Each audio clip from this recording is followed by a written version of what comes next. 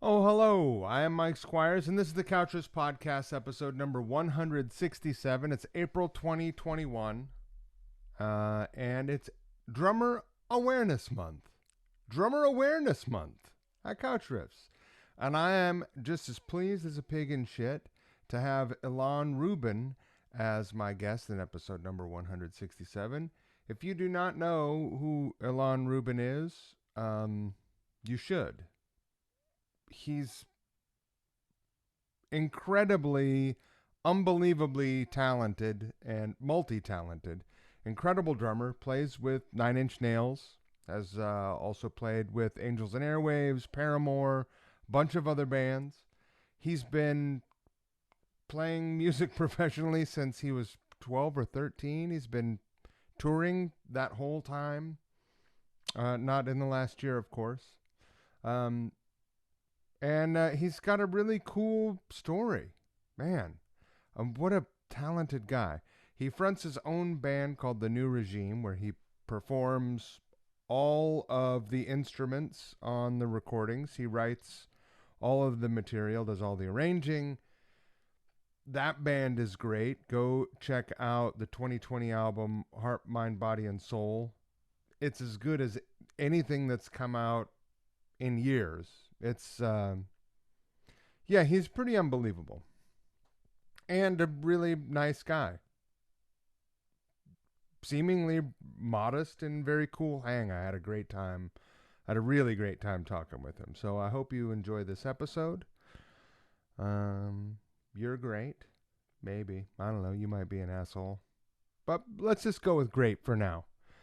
Um, Thank you for supporting the podcast. If you're enjoying the Couches podcast, please support us at patreon.com/couchriffs.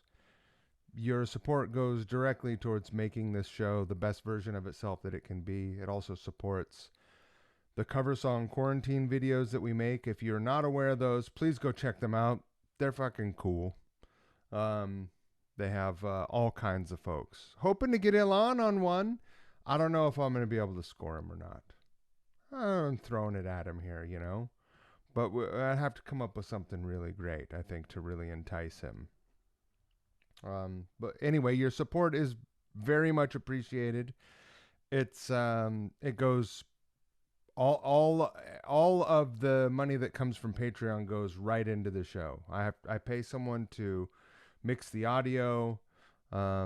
I don't think I need to buy any more technical gear right now, but I'm working towards a version of the podcast that I think will be very, very cool. It'll merge the video side, the song side, and the podcast side, and then I want to tour it. And so uh, it's going to cost a lot of money, but I want to bring it all over the country, and I don't know. I don't want to beg or anything, but I think you'll enjoy it. I think you'll like it. If you like music, do you like music? I think you'll like it. So, thank you for your support at Patreon. Thank you to River City Guitars in Spokane, Washington. River City Guitars are my dear old friends. They specialize in vintage, used, and generally just kind of cool stuff: guitars, basses, amps, effects, the occasional drum kit, the occasional tape machine and recording console. Um, they're always buying. Shoot them an email, sales.rivercityguitars@gmail.com. Tell them I sent you. Send some pictures. If you're selling, a single piece or a whole collection, or you want to do some trading and wheeling and dealing, they're always interested. And follow them on social media at River City Guitars. They post things there first. A lot of times they sell before they ever make the website. But get them on your radar. Thank you so much. I'm going to get into the episode now.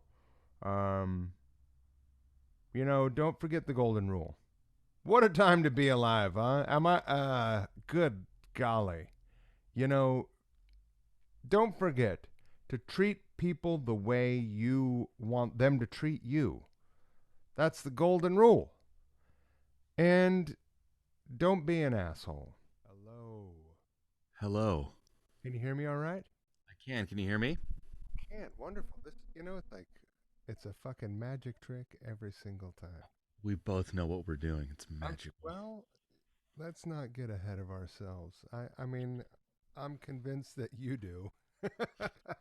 It's been a lot of trial and error, but this is one of the first times it's actually worked out the gate, so I can't complain. I'm not complaining. Are you at home right now? I am.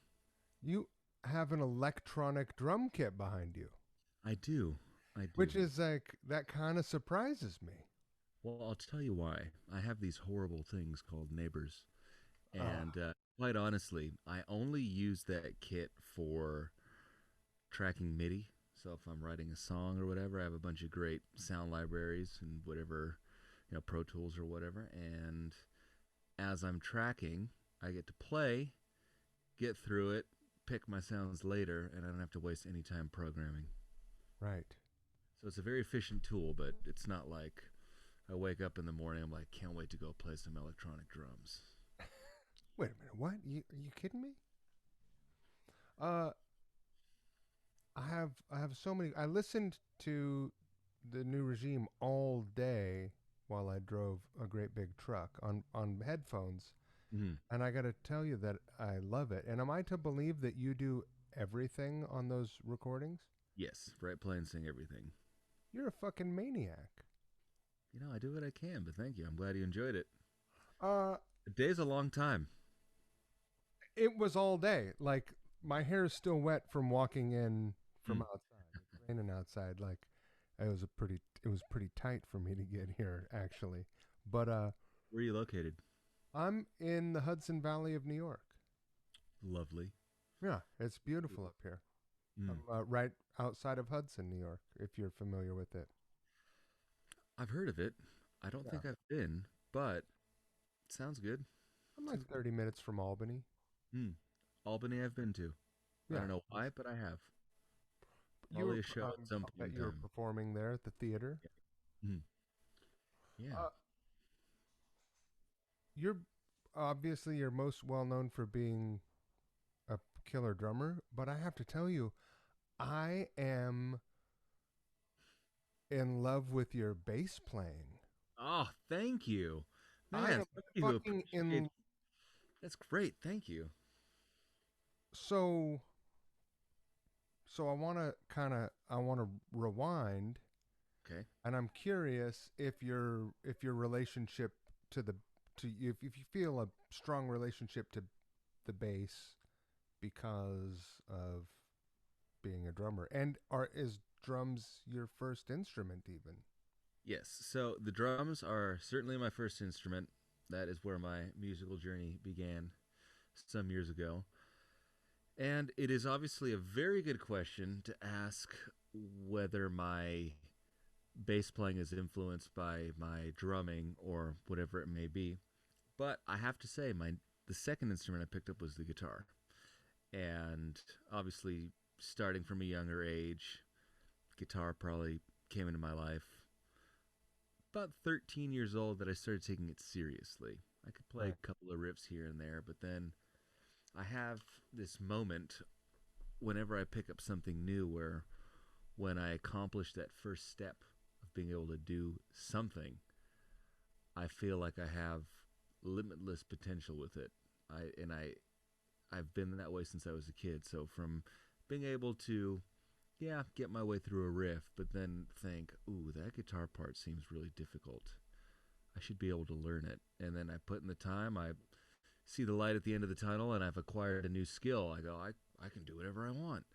And that's the way I've always been. So the guitar was the secondary instrument that really took up all of my kind of musical time. Not that I stopped playing drums at any point, but I had quite a few years of drumming under my belt, and the guitar was just this exciting new instrument that could do everything that the drums couldn't. And the bass came later. So let me ask you this: you said you picked up or you got serious about the guitar at 13, Mm. and you had many years under your belt with the drums. Mm. When did you start playing drums? About 7.5, 8 years old. Wow. Yeah. Were you straight to a kit or were you on a drum pad? Straight to a kit. It was my dad's vintage Ludwig drum set. I'm the youngest of three boys. My older brothers had started dabbling and tinkering with music, and I must have found it interesting or doable myself. So I got on the drums and did a bit of playing, and my dad recognized that I had rhythm and I wasn't just making noise. So as he taught me my first fills, my first couple of beats, that was my first instance of learning something musical, but really understanding how it worked. So learning by ear was as natural as I could think in hindsight. I was able to listen to things and play them back. And albums really got me very far as a young kid, just listening and playing. So it's safe to say very musical house. Yes. Yeah. Did your dad have any crazy designs on creating like a Jackson's or a Hanson or anything like that? No. I mean, it's funny going from the Jacksons to Hanson, but I couldn't think of a bridge to, another family group. an 80s bridge. um, no, I mean, I have a very close knit family, and initial jo- my initial band experience was with my older brothers, but it was never just us three. It was pretty much my brothers, their high school band, their friends of theirs were in the band. So it was never a family only situation by any means. And that sort of ended as I joined other bands, and I've pretty much been on my own. Well, you know what? Let me take a step back. So, around 16, 17 years old, that's when I started playing in bands that my brothers were not in. I was completely doing my own thing. However, my oldest brother was managing me for the longest time from about the age of 16. And with the new regime live, our middle brother played bass live with me for many years. And going back to oldest brother, so my oldest brother is Aaron, and our middle brother is Danny. But Aaron um, engineered, mixed, and co-produced all of the new regime stuff as well. So it's still very intertwined. But in terms of it being a family band thing, I don't think my dad necessarily ever had that in mind. As he didn't try to create that. Your brother recorded your records. Yes, They sound killer. I'll let him know. What a stud. If what can you do? Um, what? So did your dad have a music room in the house No, before? just an old-fashioned garage. Right. Drum set up in the back of the garage, and really within a couple of years, the noise complaints started coming in, and as a testament to how supportive my parents were, they pretty much immediately soundproofed the garage. They recognized that I had a talent, that I was enjoying it, that my brothers had their talents, and we were all obsessed with music. So, as of a couple of years being a musician, I was graced with a soundproof garage where I could play at any time of day or night, and that was a real treat. So there was never a point where, after recognizing your talent and clearly your dedication, where they were like, Ilan, we think that it's important you have a backup plan. Maybe go to community college and study economics or some bullshit. Yeah, I mean, I think my brothers got the backup plan talk more than I did, Right. just because I Time you started came so along, they young. were like, this is Yeah, fucking not. I started so young, but I was definitely, good grades were demanded of me in the most loving of ways, and getting a GED or whatever it was not in the cards. They would not have accepted Sure. that. So I by the age of 14, I was touring too much to actually stay in public school. They had a system sort of worked out for me where I could be gone for 3 weeks at a time, but I'd have to come back for at least one day to turn in all my work and get my next batch of work. And obviously, I couldn't commit to that being out and about and touring. So basically, my parents put me in an accredited high school situation, which is a sort of thing that kid actors and those kinds of people go to, where they're working all day, but they obviously still need their education and need to fulfill their duties to get a degree. But the fact that it was an accredited school was most important to them so that I could actually graduate with honors. That was very important to them. And I appreciate that. Obviously, at the time, I certainly had no qualms about them wanting me to get straight A's. I mean, I didn't actually have to physically go to school as of halfway through my sophomore year. So it was, like I said, a great testament to their support. They made sure I had somebody on tour with me who's been a great family friend and just friend of ours. Made sure I was doing my homework and all that fun stuff, and there you have it. 14? Yeah. So I was touring throughout my freshman year in high school by about, like I said, just before my second semester of sophomore year, a change needed to be made because I was touring too much. What band were you touring with at age 13 or 14? 14, never would have heard of the band. It was a band called Denver Harbor, and it was a band who experienced the common tale of signing to a major label and getting dropped like 9 months later or whatever it was. Right. But, I mean, it was good to experience that sort of disappointment early on in life because ever since then, I've always just thought that the worst will happen. Um, but that's just me being a pessimist. But That's like yeah, some Murphy's Law shit. It's true with the exactly. music industry if you go with convention. Yeah, I mean, it's what's true with everything is that if you don't take it seriously, most times you will fail. Of course, some people get lucky. And now I need to clarify it's not that I never took it seriously, but for many, many years, I always felt like I was the only true professional in bands that I played with. And I don't mean that to sound arrogant or whatever.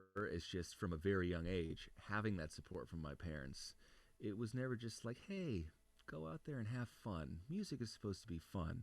Of course, it's supposed to be fun, but Sure. having fun is for me is doing something well and feeling fulfilled by it. So there was always a very professional aspect and approach to everything, whether it was playing some shitty coffee house or a venue with 10 kids in it. It was always play the best you can play. You never know who's watching, and this isn't just fun and games. So, by the time I was 14 and beyond, I was playing with people who were 12, 15 years older than me, whatever it was. And even at that point in time, I felt like, come on, we can be accomplishing more. There's more that can be done at this point. So I learned some very good lessons early on. But getting back to the high school thing, with this band, we'd spent a good while touring the U.S. Did one tour of Japan, which was fun. But yeah, Oh so yeah. I was out and about doing it. That's incredible. Hmm. Yeah.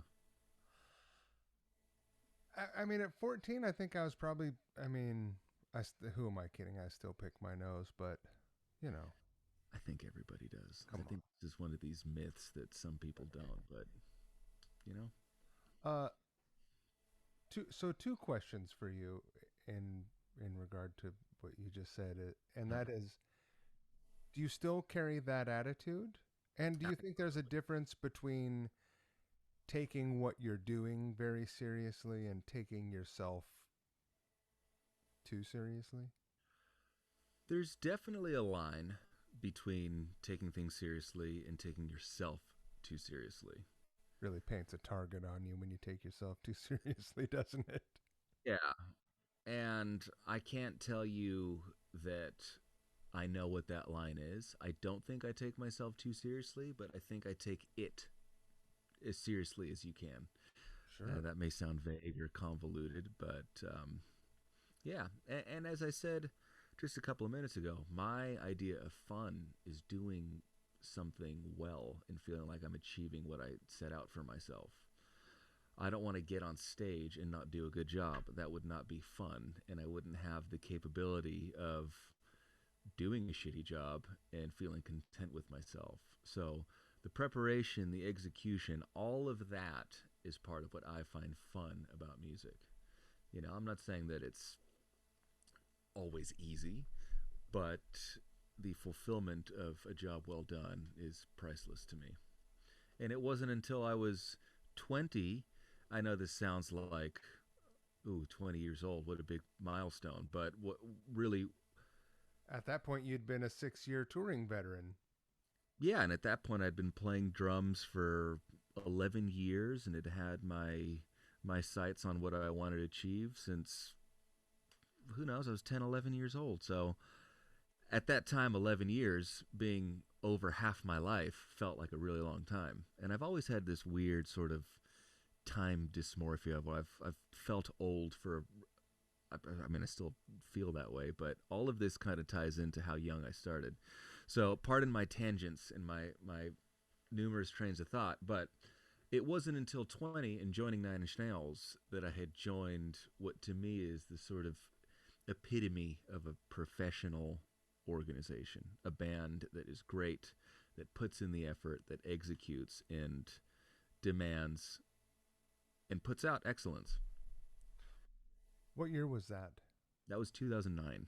And pardon me if I've jumped across the timeline. I don't know what your usual, No, if it's you have a okay. format of, a linear timeline or not. But that was Uh, my first time stepping into a rehearsal and thinking, finally, I am in a room with professionals who are not messing around. And, it's fun, but the professionalism was a huge sigh of relief for me. It's like, oh, thank God.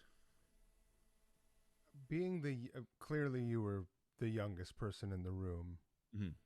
Was there ever a moment?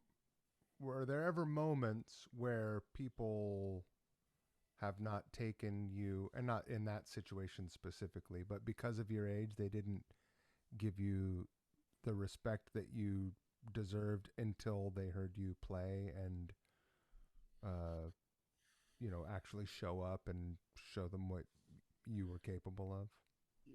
It's a good question. Honestly, I have not really been in that situation because by the time I've been in a room to play with a band, doesn't matter which band, Right. it's usually a situation of my my playing having spoken for me first and gotten me in that room to begin with, or word of mouth. You guys should try this guy out. He's a good drummer, and my name having come up a couple of times. But for example, with Nine Inch Nails, I was able to get into that room because Trent saw me play at uh, I think it was Leeds, but it was like the Reading and Leeds festivals in England. And like I said, my playing spoke for itself. And probably about a year later, give or take, I got an email from him asking if I was interested in auditioning and seeing how that went. And I've been with Nine Inch Nails ever since. How long did you think about it? Um, my fingers couldn't type quickly enough. I was like, yes, but uh, I great. did a couple of festival dates with you guys, Did you? two or three. It was maybe it was probably 2009, Do you 2009, recall? Do you 2010. recall the festivals? Huh? Do you recall the festivals? One in particular was in Italy, and I do recall this. um, I recall an Italian festival in 2009. trying to think of who else was on the festival. But I watched from the side of stage, and it was, I mean, it's incredible, and Thank you. you know, everyone. There were a lot of people on the side of the stage talking about you. Well, thank you. And you talk about watching from the side of stage. I It's love weird on the I side of lo- the stage. well, especially with monitors kind of being a thing of the past and everyone being on in-ears, but I've always loved that Nine Inch Nails welcomes people watching from on stage. Because there are Yeah, some people who are so finicky about it, and it's like, oh, we can't be disturbed. We need it. It's like, no, anyone wants to watch, bring it on, and that will help kind of. It helps fuel the performance. People watching you right there. It kind of adds to the excitement.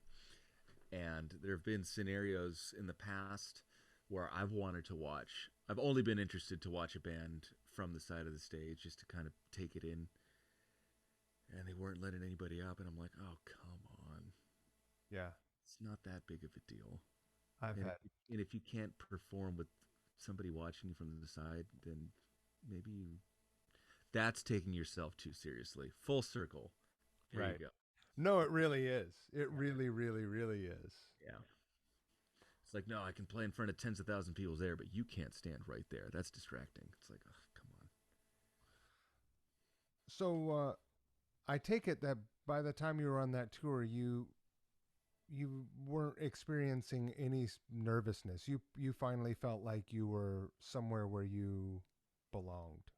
Yes, definitely. And I've never been a person to experience nervousness on stage. I mean, I put in the effort to be as prepared as humanly possible. I mean, I still have. Sometimes I just have this reoccurring dream where I'll look at the set list for whatever band and I'm like, wait, I don't know if I know that song. Like in the middle of a show, this is a dream that happens to me. That's never happened in real life. Right. But my brain is just always working in terms of making sure that I am on. Sorry, I'm hearing my voice echo all of a sudden. Are you hearing that? No, I did hear a little bit of a glitch, but it's the glitch went away. Okay, my apologies. Maybe we're just catching up here. Um, but yeah, so I'm just always as prepared as I can be. So when I'm on stage, it's like I'm here to do what I've put in the work for. However, I will say I do experience a sort of anxiety leading up to playing. Like the hour before the show to me is the worst part of the day. Like I hate it. I'd rather just like run onto stage, play, and just get into it. But Right. like the waiting around to perform and the sort of build up to, all right, you're on an hour, 30 minutes, 10 minutes, 5 minutes. I'm just like, oh my God, let's just go. Let's do it. But on stage that's a comfortable place for me. Do you have any pre-show routines? Not really. It really depends on the band, to be honest with you. Right. Nine Inch Nails, for example, an hour before the show is when everyone kind of starts doing their own thing, either changing into stage clothes, which mine is remarkably similar to my everyday clothes. It's all black. But in fact, I'm ready to get on stage right now. I mean, I don't know. Yeah. You never know. But it's different when I'm doing New Regime stuff. I probably annoy the shit out of everybody, but I usually have an acoustic guitar around and I make people in the band sing three-part harmonies with me, just warming up the voice because it's different as a drummer. And in considering I play fairly aggressively and energetically, got to stretch out. I'm not this like practice pad. I got to go through my rudiments thing. I mean, I You're love all doing that stuff. flamadoodles. Yeah, that stuff's fun to play, but it's not part of my. If I don't do 20 flamadiddles perfectly, I'm not ready to go on stage. Right. For me, it's more of like, let's just make sure I'm stretched out and good to go. New regime, the focus is singing, making sure that my voice is good to go. Um, Angels and Airwaves, it's kind of a.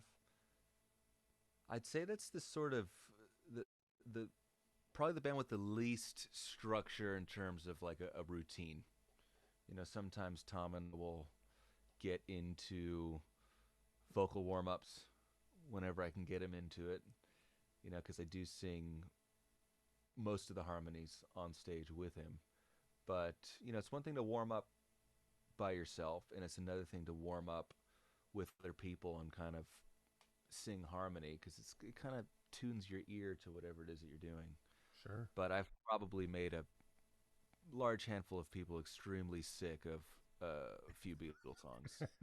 A few what? Few Beatles songs for Yeah. sure. You have some go-tos? Um, I'm all over the place. Yeah.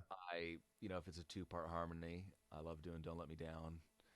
Um, three-part harmony, "This Boy" was a good one. Early Beatles, just whole things in three-part. But there were some other ones that were fun. That, outside of the Beatles repertoire. I mean, "Fat Bottom Girls" is just fun to sing that intro. "We Are the Champions." Incredible. Yeah. So I'm sure people are sick of those songs, but I just love singing them and then kind of getting to recreate the harmonies. It's Right. good. When you were, when did you start playing clubs? Like 12, 13? Much younger than that, by 9. Really? Yeah. Was there, you live in San Diego, is that right? Born and raised, but I live in LA now. Okay. So when you were a kid and playing around there, Hmm. did did word get around like you guys have to check out this fucking boy wonder drummer? You're not going to believe it, and like the room would be full of drummers. Um, I suppose there must have been a bit of that. But what's weird about the point in time and the relationship between ages is that so by 9 years old I was playing in my brother's high school band and they were juniors and seniors in high school. So, I'd imagine that within high schools or playing other shows that I would have been an attraction to seeing the band at the time because I mean the band was certainly nothing to write home about, but it was how I got started, and most people's first bands are no good, Right. but yeah, I'd imagine Speak so. for yourself. The Finkelstein shit band was awesome. Fantastic. Yeah. Yeah, uh, yeah. I would imagine there was a bit of like, oh, that's the band that's got the 9-year old or the 10-year old playing or whatever it was, and there you have it. did you grow facial hair as soon as you could? No, in fact, you know, this is pure laziness. This is not a look that I'm cultivating here. But funny enough, when I was 9, 10, 11, I just wanted long hair and a mustache so I Yeah. could look like John Bonham in Song Remains the Same. Yeah.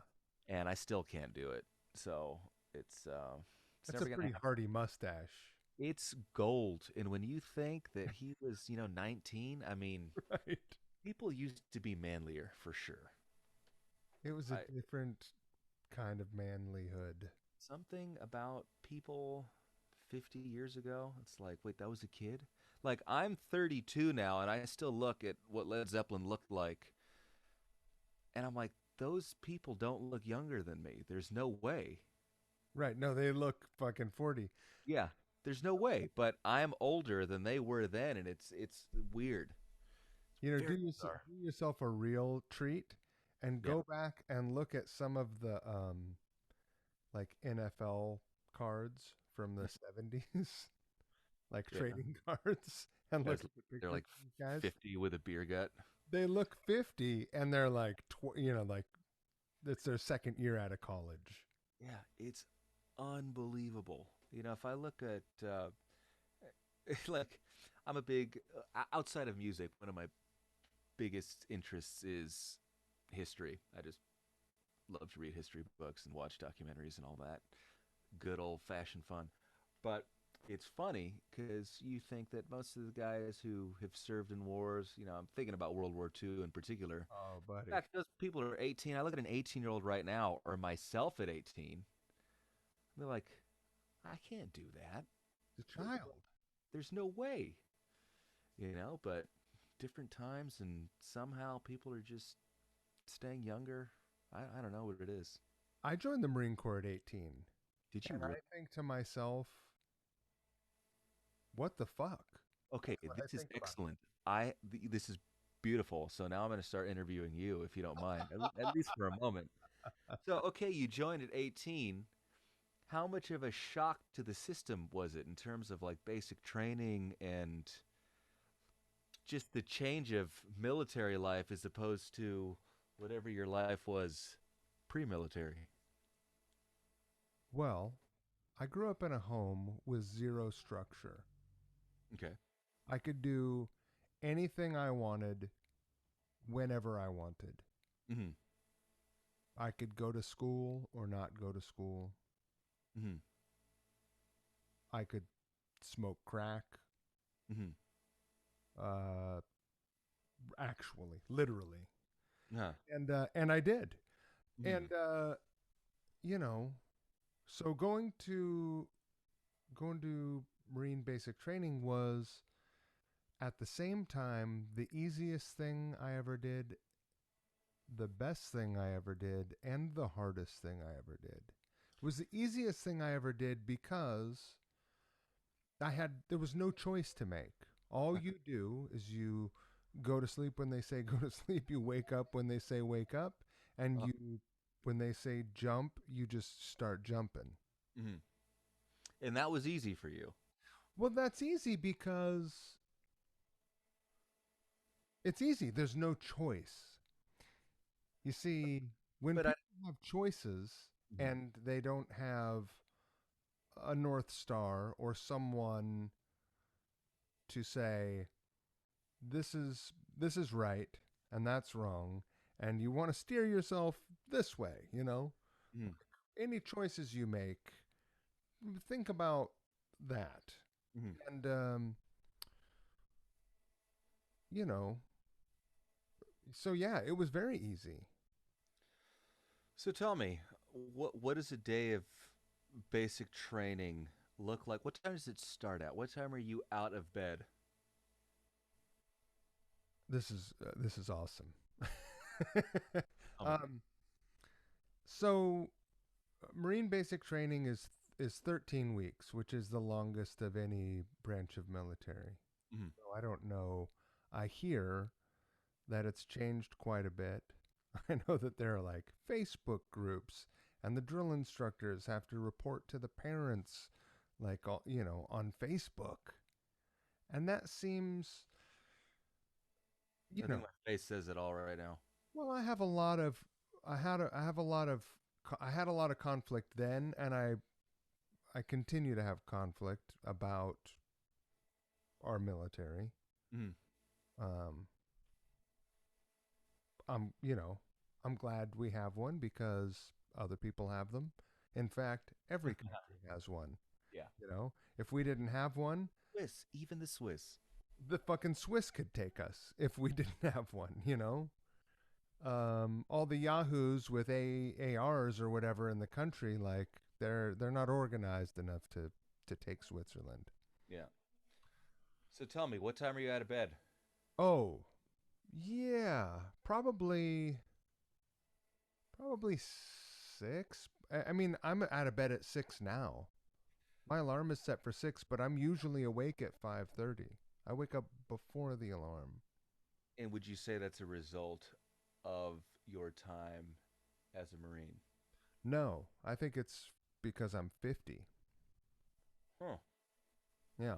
Because I like to sleep a lot, right? Mm-hmm. And I'm highly productive while I'm awake, but I love to sleep. Okay. Yeah. I mean, I can go 11 hours easy. Really? And oh, yeah, 11. no problem. Are you I, a nap? Are you a nap person? Can you nap? oh, yeah. I mean, I think my greatest talent, uh, beyond music is my ability to sleep at will. But, no, I mean, I'll occasionally nap, but it really is a result of my mind not being stimulated enough. Right. Because if I'm in the studio and I'm just working on something all day, I can get to a point where I'll realize, oh, I haven't eaten in 6 or 7 hours. I should probably eat. I just kind of don't think about that stuff. But if, say, I take a break for dinner and I sit on the couch and I'm not doing anything, I can just nod off like that. Right. So it's a result of, or my tendency to nap is directly related to how busy or stimulated my mind is. What kind of nap do you have? It's completely unstructured. The Marines would be very disappointed in me. Um, like I'm not the kind of guy who can say I'm gonna nap for 30 minutes unless I have something to do 30 minutes later. If I have nothing to do, I will sleep until I feel I don't need to sleep anymore. Let me tell you about my mystical power. Oh, I can't wait. The 2 minute nap. The 2 minute nap. I can I'll lay down on the couch. You don't do it in bed because Uh-huh. do it in bed, it's lights out, day is over. Yeah. If I have a 2 hour nap in the middle of the day, my Mm. day's shot. Right. Mm. Because I go to sleep at 11 and I'm up at 5:30. So Unreal. you lay on the couch, you just basically nod off Uh-huh. for a minute, you snap up, jolt awake, Mm. and it's like you smoked crack without all of the bad parts, like robbing, bodega to get your next rob. It's like Well, it's amazing. I can try that. I always nap on the couch, which is, I've had naps that are 3 hours long. I don't even think that's considered a nap. No, But that's not it. That's a night of sleep for me sometimes. yeah, like I said, I can just knock out.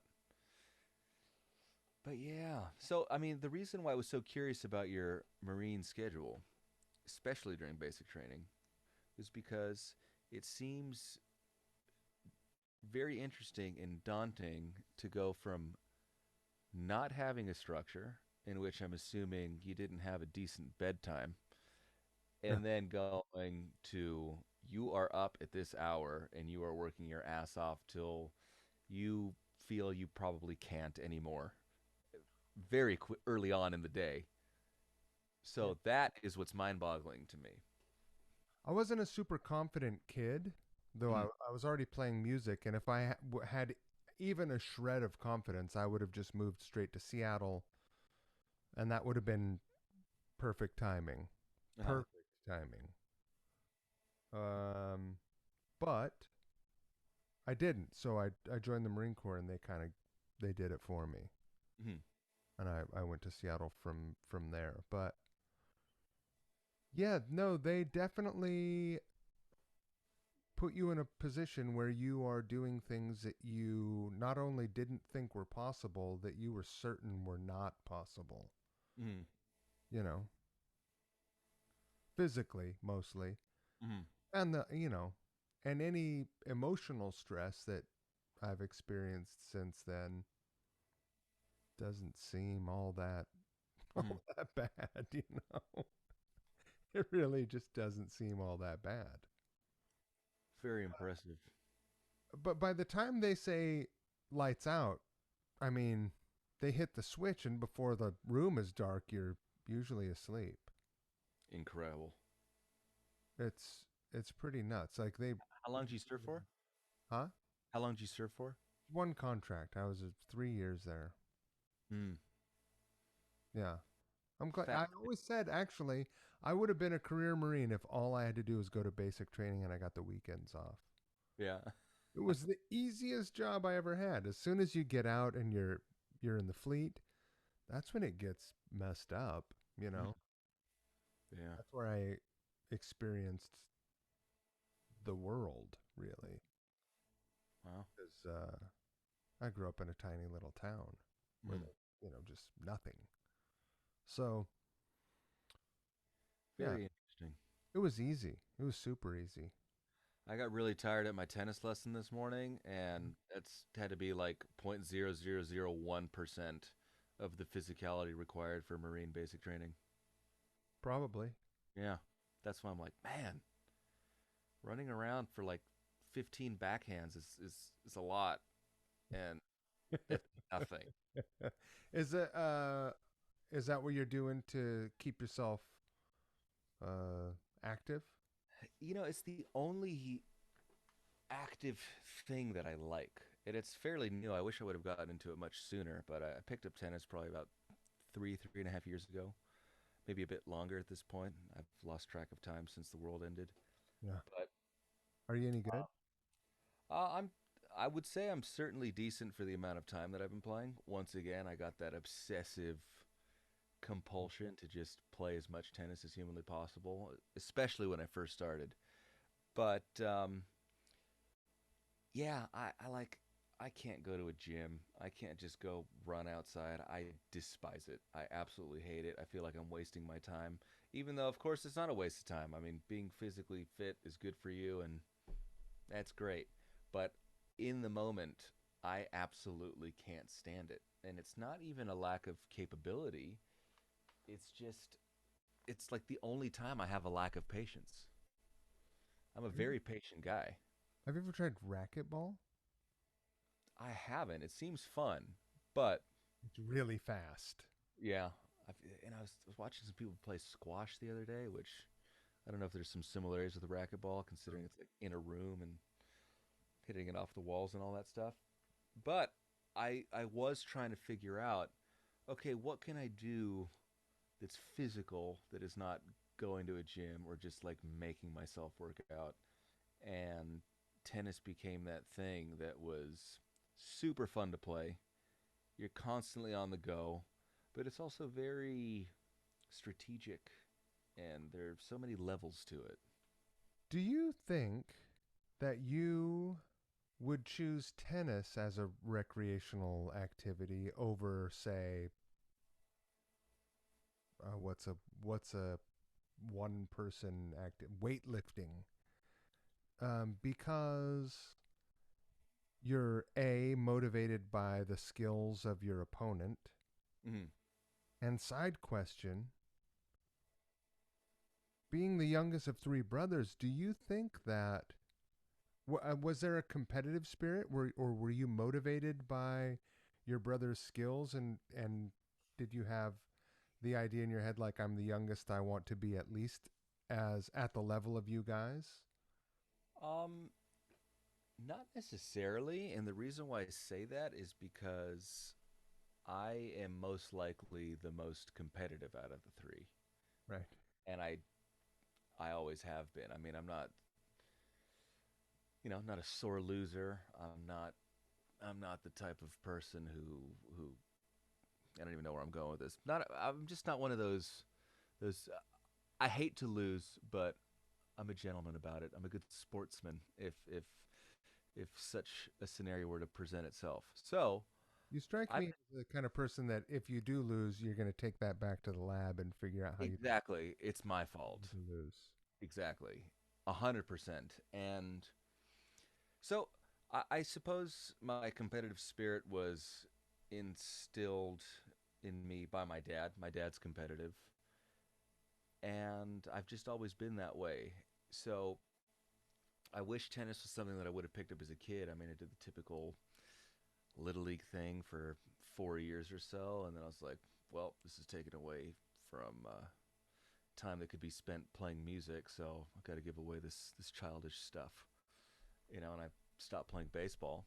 But in hindsight, I wish that I had grown up playing tennis because I think there's so much to learn from it, and I think it's so good for you. And it's one of those things that you can have with you for a lifetime. Right. You know, I don't see a bunch of 70-year-olds out there playing baseball, but I definitely see 70-year-olds hitting tennis balls and enjoying themselves. What's the nerdiest thing about tennis that you find yourself doing? Are you like are you on any tennis subreddits? I'm not on any tennis subreddits. I do have a Tennis Channel Plus account. Nice. I have a monitor next to me that you can't see right now that usually has tennis on it. I'm keeping track. But I mean, that's pretty nerdy, I would say, but that's pretty much it. I just try to play as much as possible. I do take rackets with me on tour in case I can rope somebody into playing with me. Oh, that's awesome. So yeah, but team sports, while they're great and team building is essential to blah blah blah blah blah, there's nothing worse than one guy ruining it for everybody else. Right. I don't care if you're playing baseball, if you're playing soccer, you're any team sport, there is that possibility that one guy can ruin the game for everybody. Ball blows through the shortstop's legs. Exactly. Guy Front misses a door. field goal, guy misses a foul shot. It's just one guy can bring it down. And with tennis, you have one person to blame. And often, especially with beginner intermediate tennis players, you're not even at the level to truly play the opponent. You're trying not to mess up because you hit it into the net or you hit it out, points over, you Right. know? And you can take so many points away from yourself before your opponent actually beats you, So there's so many elements, the athleticism required, the the mental attitude that's required for it because that's frustrating. I mean, making mistakes is really frustrating. But when those mistakes literally lead to your loss of a game, a set, a match, whatever it may be, that's your fault. There's nobody to blame but yourself, and I love that aspect of it. How do you deal with that frustration? Oh, I have I've recently read a book called The Inner Game of Tennis, Wow. and and it has been I'm gonna go ahead and say that's one of the nerdiest tennis things you've got yes. yourself in. You know what? I think you're right. I think I stumped myself, and you are correct. But what's interesting about it is it's not. It's more of a philosophical book in Yeah. terms of splitting yourself up into two different people. There's the one person who is focusing on improving his technique and what he did right, what he didn't do right. And then there's that second person who is just out there reacting and playing and being natural.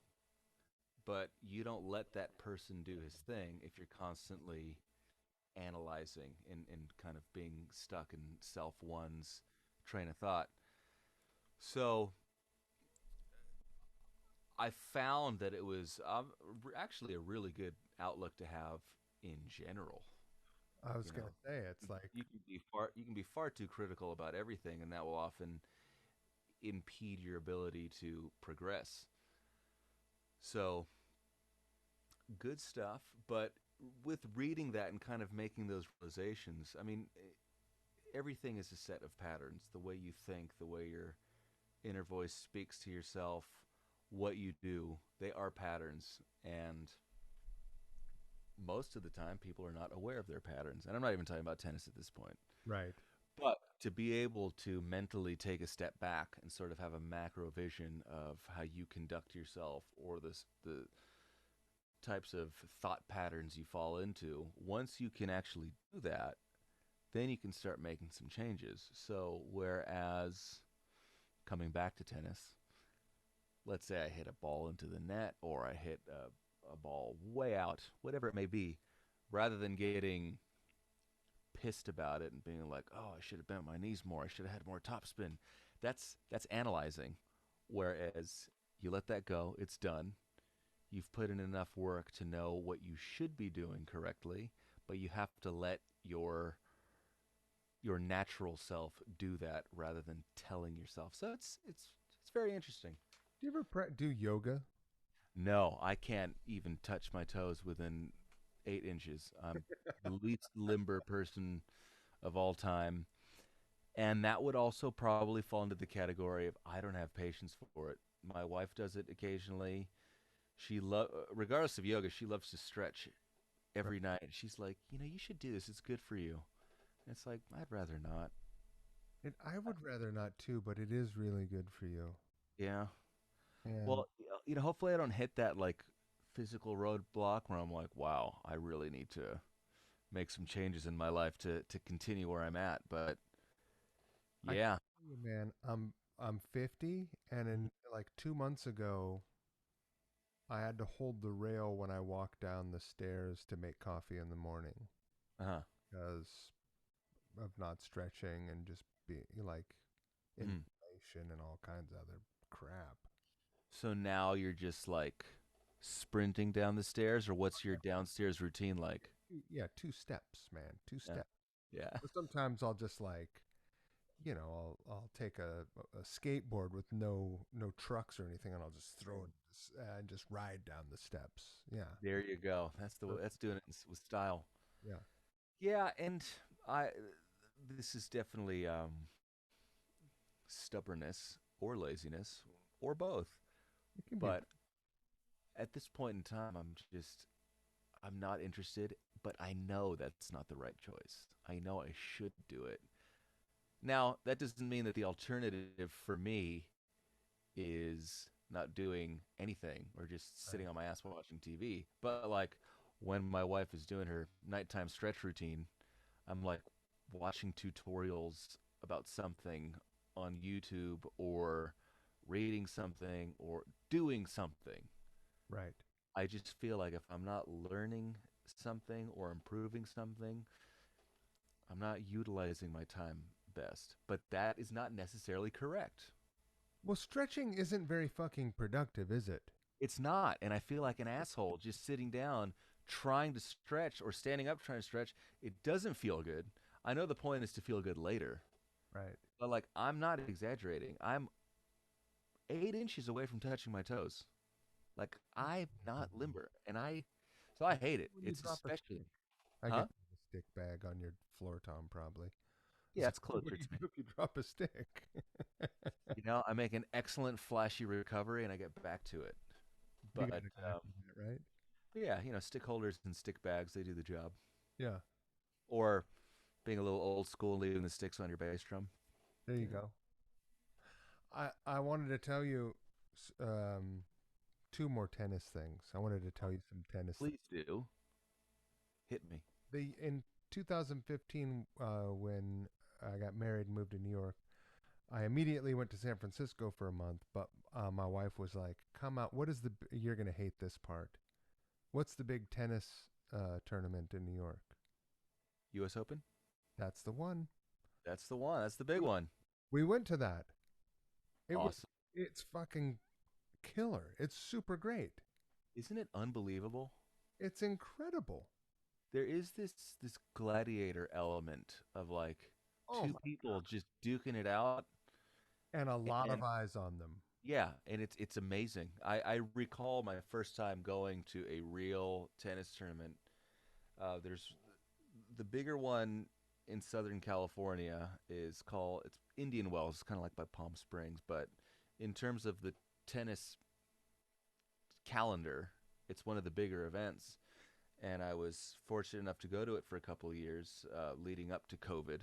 But my first time stepping into a stadium, really, and watching two people play so aggressively and having that many eyes on them, it was like, wow, that's that's amazing.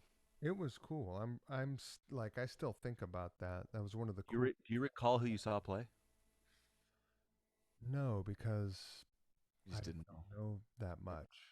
But But that's a testament. You still enjoyed it. I loved it. No, it Don't was know who was could have playing, and it was been great. fucking. It could have been Tom, Tom Sawyer and Huckleberry Finn for all I fucking know, and Yeah. I would have been blown away. However, Yes. uh, I was at a show Hmm. and with a mutual friend, sitting next to a mutual friend, and a guy came over. I immediately recognized him, of course. He's a fucking legend. Mm. And he must have, I mean, he looked at me and my wife and thought, well, you're with him. You guys must be someone, which we're not. We're Mm. awesome, but we're not famous. And Uh, he sticks out his hand and he goes, "Hi, I'm John." And I go, "Yeah, hey John, I'm Mike," And he goes, And he leans in close and he goes, McEnroe. And I said, yeah, no shit. Yeah. Yeah, no fucking shit, man. Are you kidding me? Was he a cool hang? I mean, that was about as, like we The talked about extent of it? the band a little bit and the because he plays music. Hmm. I'm trying like hell to get him on to one of my videos. Yeah, that'd be He'll cool. be a shoo-in, but he's got that ESPN money or something. I don't know.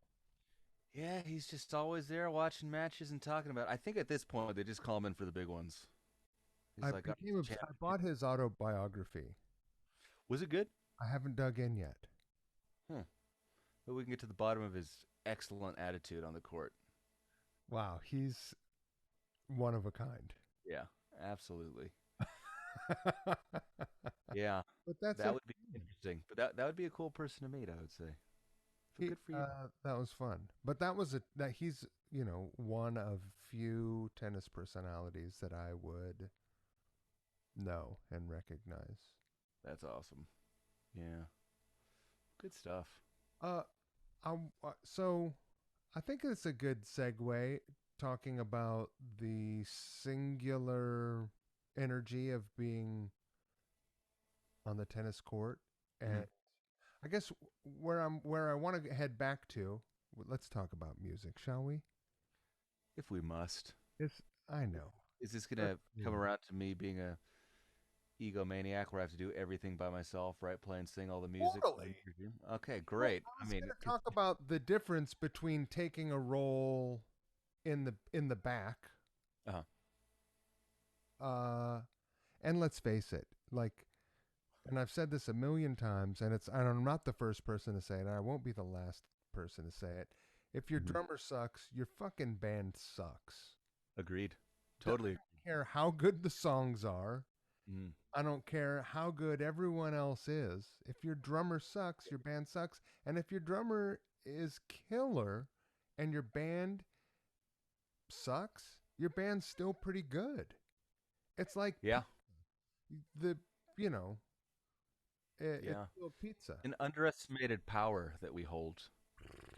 You know, It's the entire, incredible. almost the entire level of quality is dependent and resting on the drummer's shoulders. Absolutely. Hmm. So, So tell are me. you hard on your drummer or drummers? Um, I'm no no drill sergeant by any means. Um, They're called drill instructors in the drill Marine Corps. instructors. Is that a new Facebook version of it, or that's what they've always been No, called? they're drill instructors. Yeah, Drill keep instructors. All right, got it. Learn that. something new every day.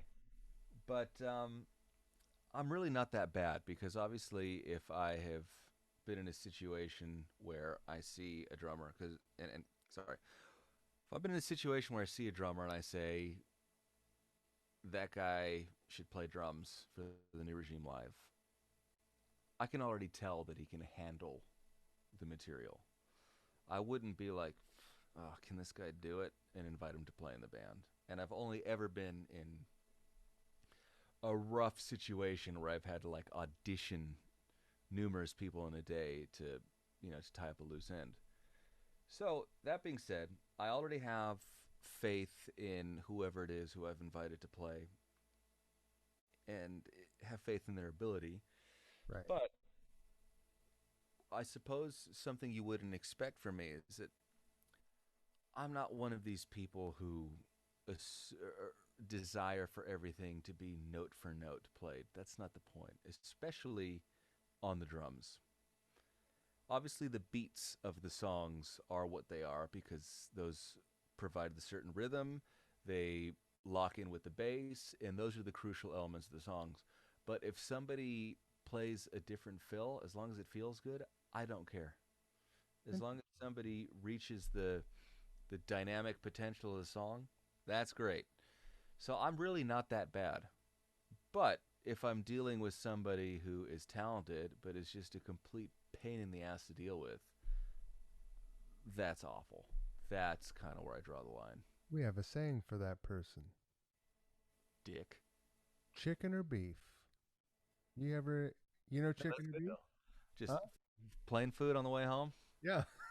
I like that. That's good. That's good. And yeah, and this also kind of ties into a level of professionalism. You can have an innate talent and have an incredible skill set, but if you don't show up prepared, you suck. I don't care how good you are. You should show up over prepared. I completely agree. You really want the gig. Yeah, there are a lot of people out there who are great technicians. They play their instruments beautifully.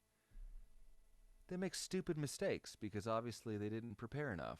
I can't stand that. It's actually far more irritable than somebody of a lesser skill set making the same mistake. It's like you're too good to be making these kinds of errors. Obviously mistakes happen, but there's a big difference between a mistake and a lack of preparation making itself known. So, yeah, and also that being said, I'm not the stickler for like, well, you hit a wrong note or you did, if it happens, it happens. Right. If you make that mistake more than once, then it starts becoming irritating. But I hold myself to that standard. So it's not like, when I'm in charge and I'm the front man, you better. It's not like that at all.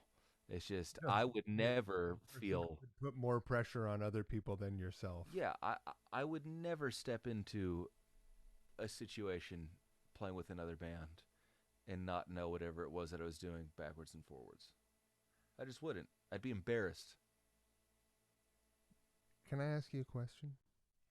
When Sorry. you were preparing for a gig, Yep. playing for someone else, playing drums, Mm. I bet I already know the answer to this question, but I'm Hit going me. to ask you anyway. Mm.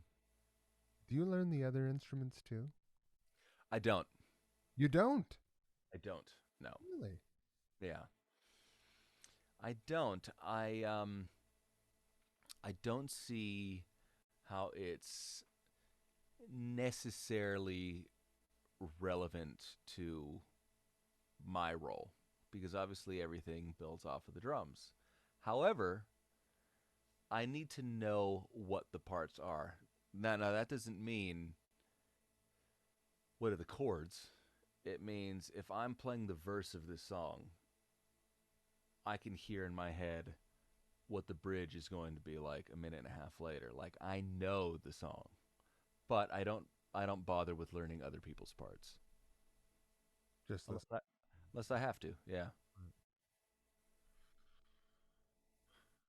I like to learn the bass line first. Really? I do. That's cool. Can we I talk about your bass playing again? sure. I was just gonna say that I really appreciate your appreciation of bass playing. So thank you. Let's get into that. Are you a Yes fan? I'm not. I'm pretty aware. Are you picking up some Chris Squire stuff or what? A little bit. And here's the thing, it's like not busy like that kind of busy, but there's a very subtle art. And I think that bass is the unsung hero in a rock band Agreed. because you can be Cliff and not Cliff Burton, Mm. Cliff who's the guy in ACDC? Williams. Cliff Williams, thank you. Mm. History buff. Um My extent of Australian history right Australian there. history. Yeah. There you you know, and hold notes down. Although there's some surprising bits of creativity in his bass playing that it would fly by you if you're not paying close attention. go. And Yeah. then there's like Geddy Lee, where it's like a melodic other lead part of. Yeah. But Mhm. there's the in between bass playing where it's like, yeah, I'm I hold it down right here, but I'm also perfectly capable of striking like a cobra. Yeah. I love that. That's good. Yeah. And that's what your bass playing does. It it brought me so much joy today And so Thank you very much. what and and and by like covering you with bass compliments, I'm not trying to say It's the first time anything it's but happened in my life. exactly that.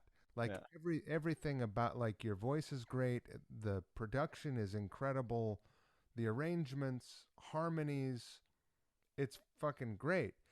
But I was so captured by the bass lines. So Thank you. walk me through how a Was that a person. pun? Was that a pun? Hey, you got. Walk me through how one person writes and arranges something that feels like a band worked on for 6 months before going into the studio. Well, thank you very much. Okay, so if you recall, I'm sure you've been able to take away from a lot of this conversation that I have the potential to be a very obsessive individual. So, Wait a minute, are you trying to tell me? so the way it happened with the drums and the guitar and eventually the piano, I had the same thing with the bass. And I wanted to learn how to play the bass properly, not stick to the root notes. And really, a huge, probably the majority of my understanding in the way different musicians play off of one another and how their parts make this greater thing comes from my lifelong fascination, fanaticism with Led Zeppelin. Okay, so John Paul Jones, I wouldn't even hesitate if you asked me who my favorite bass player is. And he had a phenomenal set of tools at his disposal. He's the guy who could lay it down. The guy had immense groove. And, you know, people give Bonham usually most, if not all, the credit for the kind of groove, which is inaccurate. He's my favorite drummer, too. I wouldn't hesitate in a second. And Page is my favorite. It's all my favorite.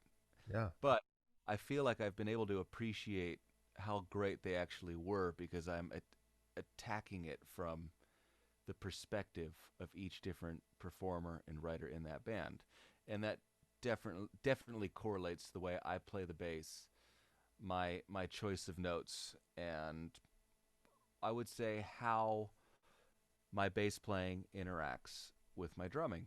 And he was also a very melodic bass player, but not necessarily in the sense of fancy runs. I mean, his fancy runs are more kind of rhythmic, but he would have great moments where what is leading the melody musically was the bass. And you have stuff like, I mean, Ramble On is really probably capable of summing him up as a bass player, where the guy is holding it down as melodically as he possibly can.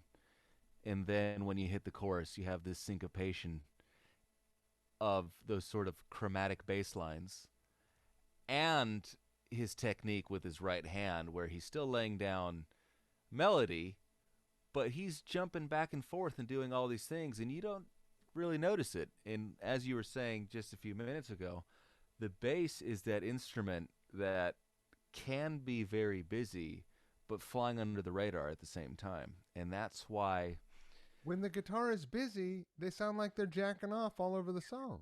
I completely agree. And when you listen to, look, I'm no connoisseur or historian in regards to the great soul bass players. I don't want to be the cliche of talking about James Jamerson, but obviously the guy was incredible. Cliche to begin with. You know, he's incredible, but Duck Dunn. it was fantastic. And really, a lot of their stuff is a constant back and forth, a rally, if you will, bringing it full circle again, of of laying it down, but being very tastefully busy at the same time. And I learn a lot from that. You know, whether it's listening to Jackson 5 stuff, not just James Jamerson, any bass player they had was gold. Filthy. Yeah, and I learned from that. Now that's probably the biggest facet of my bass playing, but um, Paul McCartney is the melodic king in my estimation. Pretty good. Yeah, Yeah, pretty good. and I also put um, I haven't studied her, so I'm not looking. I haven't studied her extensively, but Carol Kaye's bass playing on Pet Sounds or any of her mid '60s Beach Boys stuff, I know for a fact that McCartney must have picked up from her because there's a striking resemblance in the way his bass playing was Sergeant Pepper and Beyond, and there's just a big difference before that. He was always tremendous and incredibly melodic, but that is a lot of where my uh, let's bass lines, not just kind of tasteful ways of getting from one note to the next, but really making a melodic impact there. And then I'm going to throw another one at you that either you're going to be like, yes, or you're going to be like, really? Sting's bass playing in The Police. Oh I, yeah, I incredible bass player and a phenomenal independence to play those bass lines and sing his melodies over the top of them. for sure. Unbelievable. So if you listen to what I believe is the first song on Heart, Mind, Body, and Soul, um, A Way to Feel Again, that bass line, palm muting, really clicky kind of pick sound, that's the Sting, and I have to be very clear, Police era Sting influence coming into how I play the bass. Not Jazzbo Sting, not taking anything away from him by any means, Right. but the Police is one of my favorite bands, and the way he played was I would say very underrated. So it's a combination of that kind of funky soul bass playing, whether we're talking about the real deals, depending on how purist we're trying to be here. But and John Paul Jones' version of that. You also a Copeland fan? I don't Oh know. yeah, absolutely. He's my possibly my second favorite drummer. Not that ranking them is important. It's just a thing where it's like I have drummers from bands who are my favorite, and really it comes down to John Bonham and Stuart Copeland. But one of my all-time favorite drummers by far was Buddy Rich, and even though he was in bands, there's a big difference between a big band that is being led by a drummer and this sort of unit of a rock band, So I kind of don't. I hold his level of musicianship in another stratosphere. I love that. I mean, he's such a different drummer than the Mm-hmm. other two. Mm-hmm. Isn't it Buddy Rich that there's that amazing? Oh yeah, the tour bus recording of him laying into somebody. I get I guess that like nothing like that is ever going to surface from you. No, that won't happen. That conversation that is that a conversation that onslaught is so incredible, and anyone who hasn't heard it, just stop right now Yeah, and go search for Buddy Rich. What do you? Uh, I think it's like secret recording or like tour bus something, secret tapes, he and it's basically just fucking cuts down his horn section, yes, just calling them basically amateurs, like worthless amateurs. yeah, and I hate to say it, but if there was ever such a level of excellence where you can get away with such attitude, I mean, he'd certainly be a contender. Right. I this is an inaccurate comparison, and I'm not even comparing, but like I think Beethoven was probably the first musical historical figure where his bad attitude was synonymous with his name. Right. You know, but a couple hundred years later, He was the original punk. yeah, you're still listening to the phenomenal music that he created. It's like, well, who gives a shit if he was unbearable? Look Right. what he did, you know. But I have often found in our world that the shittier musician are the ones with the bigger egos. Right. Yeah, it's the mediocrities out there who need to try to make up for what they don't have with shitty attitude. A peacock. Yeah, it's garbage. It's upsetting.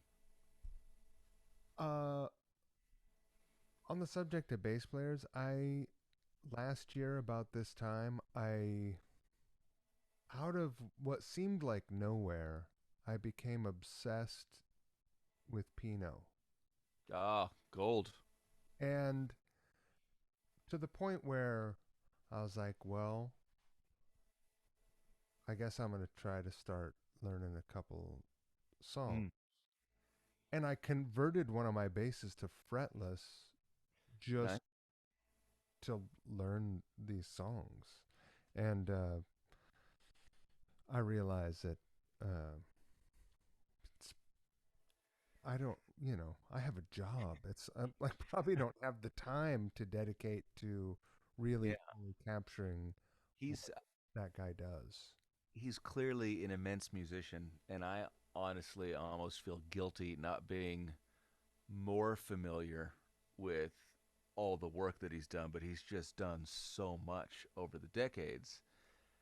And I also feel like perhaps I'm not going to get any more than having actually toured with the guy for a couple of months Right. and played with him in Nine Inch Nails and kind of, jam in between songs and just really get into it together. And conversations about bass playing and bands and all this stuff. I mean, he's such an easy guy to hang out with and get along with. And, to be an impressive bass player is not that easy. And to be an astounding bass player is very difficult. And he's certainly an astounding bass player, not because he's out there just shredding and playing a six string bass and slapping on it or whatever, no offense to that ilk of bass players, but he a quote from him that I just love. He's like, "If you want to work, get a precision bass," and I'm like, and he idolizes James Jamerson. He's like, that is the guy. That is my favorite bass player. And I remember having a time on the bus. Like, he was one of those guys who would never sleep on the bus. It's probably because he's like 9 feet tall. But Right. if we have a 5 hour drive and we get to a hotel at 4 a.m., he's up till 4 a.m. and then he would get out and go to his room. But two bass players that I love who I didn't mention are Jack Bruce and John Deacon. And Jack Bruce, in terms of the guys who I love, was certainly more of the soloist in terms of like Clapton. If you're gonna solo, I'm gonna solo, and he would just keep going. And obviously, the worst part of that would be Ginger Baker joining the party and trying to solo at the same time as well, which always irritates me because I love Cream, and my least favorite part is Ginger Baker. I know it's not a tradition for drummers to hold that opinion, but we can get to that later if you'd like. What an But incredible documentary that was, though. that's my favorite thing he's ever done by far. You're not the But first person that I've heard say that. yeah, and he has moments where like his drumming on "Born Under a Bad Sign," love it. That's like a semblance of groove, but I with bands of that era, I love listening to live recordings, whether it's proper releases or bootlegs. I love it. And so many times, same with Hendrix. Like Mitch Mitchell, Ginger Baker, like calm down, let the man do his thing. Right. You know? Ah, so Yeah. frustrating. But we'll get to that in a second. So, what I was saying is I had this great experience of sitting on a bus driving who knows where, sitting with Pino, listening to Spoonful, which is on Wheels of Fire, and it's this live 16 some minute rendition. Bass playing is excellent. The whole band was playing great on that recording.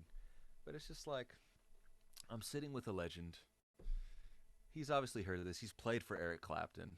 Right. But like we're sitting together talking about Jack Bruce, and at the end of it, he's like, "Man, I haven't heard this in probably 20, 30 years or whatever." He's like, "It was good to listen to that again." And it was just a cool moment. I mean, not the greatest story, but it was cool to just sit there and listen because a lot of people don't appreciate that sort of thing. You'd be like, listen to this song, it's 16 minutes long. It's like, I got to go, you Right. know? But for somebody who grew up listening to that sort of music as well, even though we're, a couple generations apart, maybe, we both have a common love of that type of music. But I have a funny story for you that you'll appreciate. Bring it. It's Pinot related, but Pino did one tour with Nine Inch Nails. It was this expanded sort of 8-piece lineup, and his bass playing was very much a focal point of what was played on that tour. And he played, I should say, on the Hesitation Marks album, which is what we were touring off of. That's what we were supporting. And that's why he was playing live. So when it came time to a point where Pino was not playing with the band, which was the very next leg of the tour, Trent came up to me and he was like, "Do you think you can play bass on the Pino songs?" And I told him, I was like, "Yes, I can." And I need to clarify here right now. Only Pino can play like Pino, Sure. but can I learn his parts and can I do a good job of playing them live? Yes. Also, So if Trent Reznor asks you, "Can you do this?" you say yes. it happened with the cello. In fact, actually, my response, You learned how to play the cello for this band? I did. I'm not a cellist, but to be more accurate, when he asked me if I play cello, my response was not yet, which was an obvious. I'll go for it. If you want some cello, I will learn. And this is actually a few months before the Pino era, but yeah, I got lessons a couple times a week. Learned the notes I needed for the 3 songs. Luckily, they were all in the same key. So Right. in terms of like muscle memory and just being in the same place on the neck, I learned how to play. And Let's talk about that. Let's freeze for a second. okay, freeze. So, once you sort of learn music, Mm-hmm. right? And that's just sort of like even the most basic language of music. You understand the relationship of intervals and melody. The next thing you have to do to transfer that knowledge, to translate it to another instrument, is to understand the physical interface of it, right? Yes. So when you are learning a new instrument like the fucking cello, Mm. people, like all these, every instrument, there is someone, at least there are at least a million people on living on Earth right now that have dedicated their life to mastering it, right? Mm. Yeah. And and that's amazing. Mm. But you can't take one of everyone on tour. So, right, like Yeah. you have cello on 2 songs. It's not the 80s or even the 90s. Like you just don't have money to throw Yeah. at that person. Yeah. And obviously, he's not expecting me to do, you know, Bach cello suites and replicate some yo-yo ma action, but um, I was able to learn what I needed to learn and play it well enough and consistently. But I just love the fact that I kind of took him up on the challenge, and he's like, "I'll get you lessons if you want to do it, let's do it." And he got me lessons. Somebody would come to rehearsals, like I said, a couple times a week, and I would just learn. And the biggest takeaway from it was learning how to do a decent vibrato.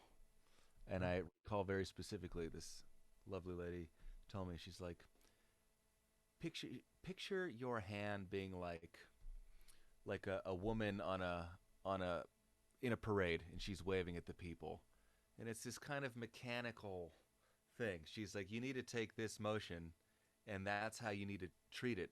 So when I play those three notes, it may sound like I can actually play the cello, but what I can play is these things that are required of me, and I can play them consistently and well enough to do on stage. But Have you learned more than that since those lessons? Have you played cello on your own recordings? I have actually.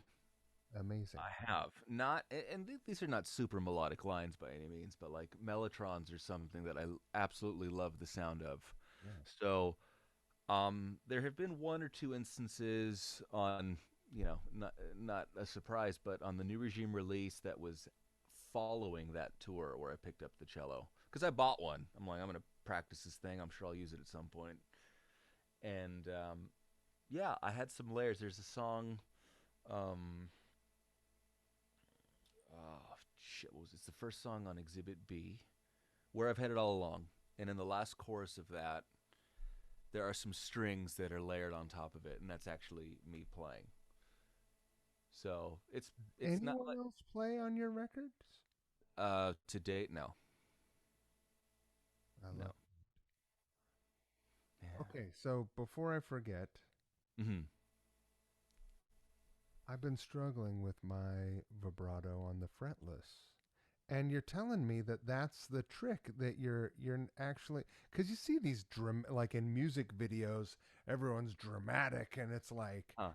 it's this very sort of masturbatory motion Hmm. on the Yeah. fretboard, but you're telling me that it's a rocking so that your finger rocking, it's that subtle.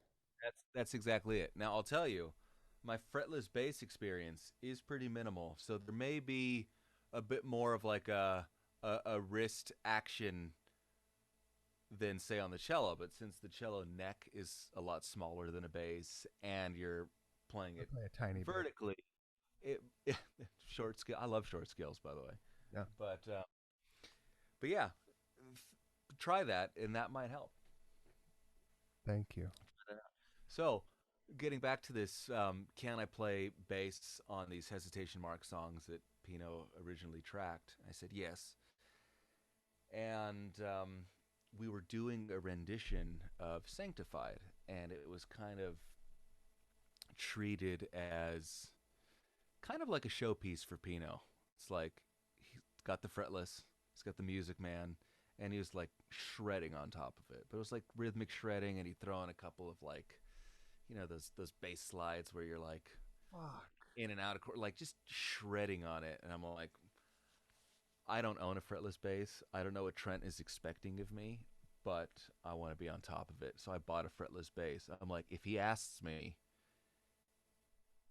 to play it exactly like to the best of my abilities, exactly like Pino, I got to be ready. So I bought a fretless bass. I kind of like learned his licks from like trying to watch recordings of us. It's a lot of wasted effort because I showed up and he's like, "Oh no, no, don't do the fretless thing. That's Pino. Just play it on a P bass." I'm like, "Okay." Got the pick, Like, did it. well, I But have the P bass. I like, but yeah, because I want to work. That's why I have a P bass. But I put in the time. It's a fun instrument. I've always wanted to explore it more. Almost like I don't know why I haven't done this because I have a million fuzz pedals, but I've always wanted to play fretless bass through a disgusting fuzz pedal and kind of treat it almost like a nasty synth bass with portamento. I haven't done it yet. I don't know why. Well, the bass tones on your album aren't exactly like Galen Kruger tones. They're definitely not. They're in fact the complete opposite. But I don't have any fretless on it. I Oh, yeah, I gotcha. fuzz bass all day long, Yeah. but I haven't done it with a fretless yet. Oh, yeah, gotcha. Hmm. Yeah, I think that the thing that jumped out about the thing that got me going down the Pinot road is that I had heard the song Every Time You Go Away a million fucking times. Hmm. It was on MTV when I was in junior high school. It was unavoidable. I had never heard the bass really. Mm-hmm. And I think that when I was aware of it, I just assumed because of the way it sounded that it was a synthesizer, like some sort of programmed thing. Mm. And last year it hit me, holy shit, that's a human playing Mm. a fucking fretless bass. Yeah. And yeah, so that was my gateway. What a fucking maniac. And then, I went further down the road. I know he played on the D'Angelo album and Yes, and and well, the feel on that is absurd. it's unbelievable. Yeah, the feel on that is pretty. It's fascinating because it's almost so behind, but swung at the same time. Where it's like I don't even know where you find that kind of pocket. And I often have to tell myself as a bass player, when I got my bass player hat on, to think of laying back because as a drummer, I'm on top of the beat. Like I'm consistently slightly ahead of it. That's just the way I hear it and I go for it. But it's actually a weird thing where depending on what instrument I'm playing, my feel does change, whether it's a natural thing or whether it's a conscious thing. So in the instance of bass, excuse me, sorry, it's not COVID. Don't worry, you're safe. But Hold on, let me disinfect this mic or these headphones. I gotta reset my router, make sure the internet's okay. But yeah, I with the bass playing, it's a conscious effort to kind of be a bit behind. Yeah. When you are tracking, are you? I know this is where somehow we've reached the time that we talked about. Uh, do you have a couple more minutes? I sure do. Great. I'm not. I won't keep you all night. I promise. Hey man, it's the least I can do for A, what a good guy you are. B, Hey. the quality of your questions, and C, what you've done for the country, your service. Talk to you. So Uh, hit me. What's up? so when you're tracking, Yes. have you already laid down demos on your kit back there and here, and then you go see your brother? It And has been that way. Sorry, continue.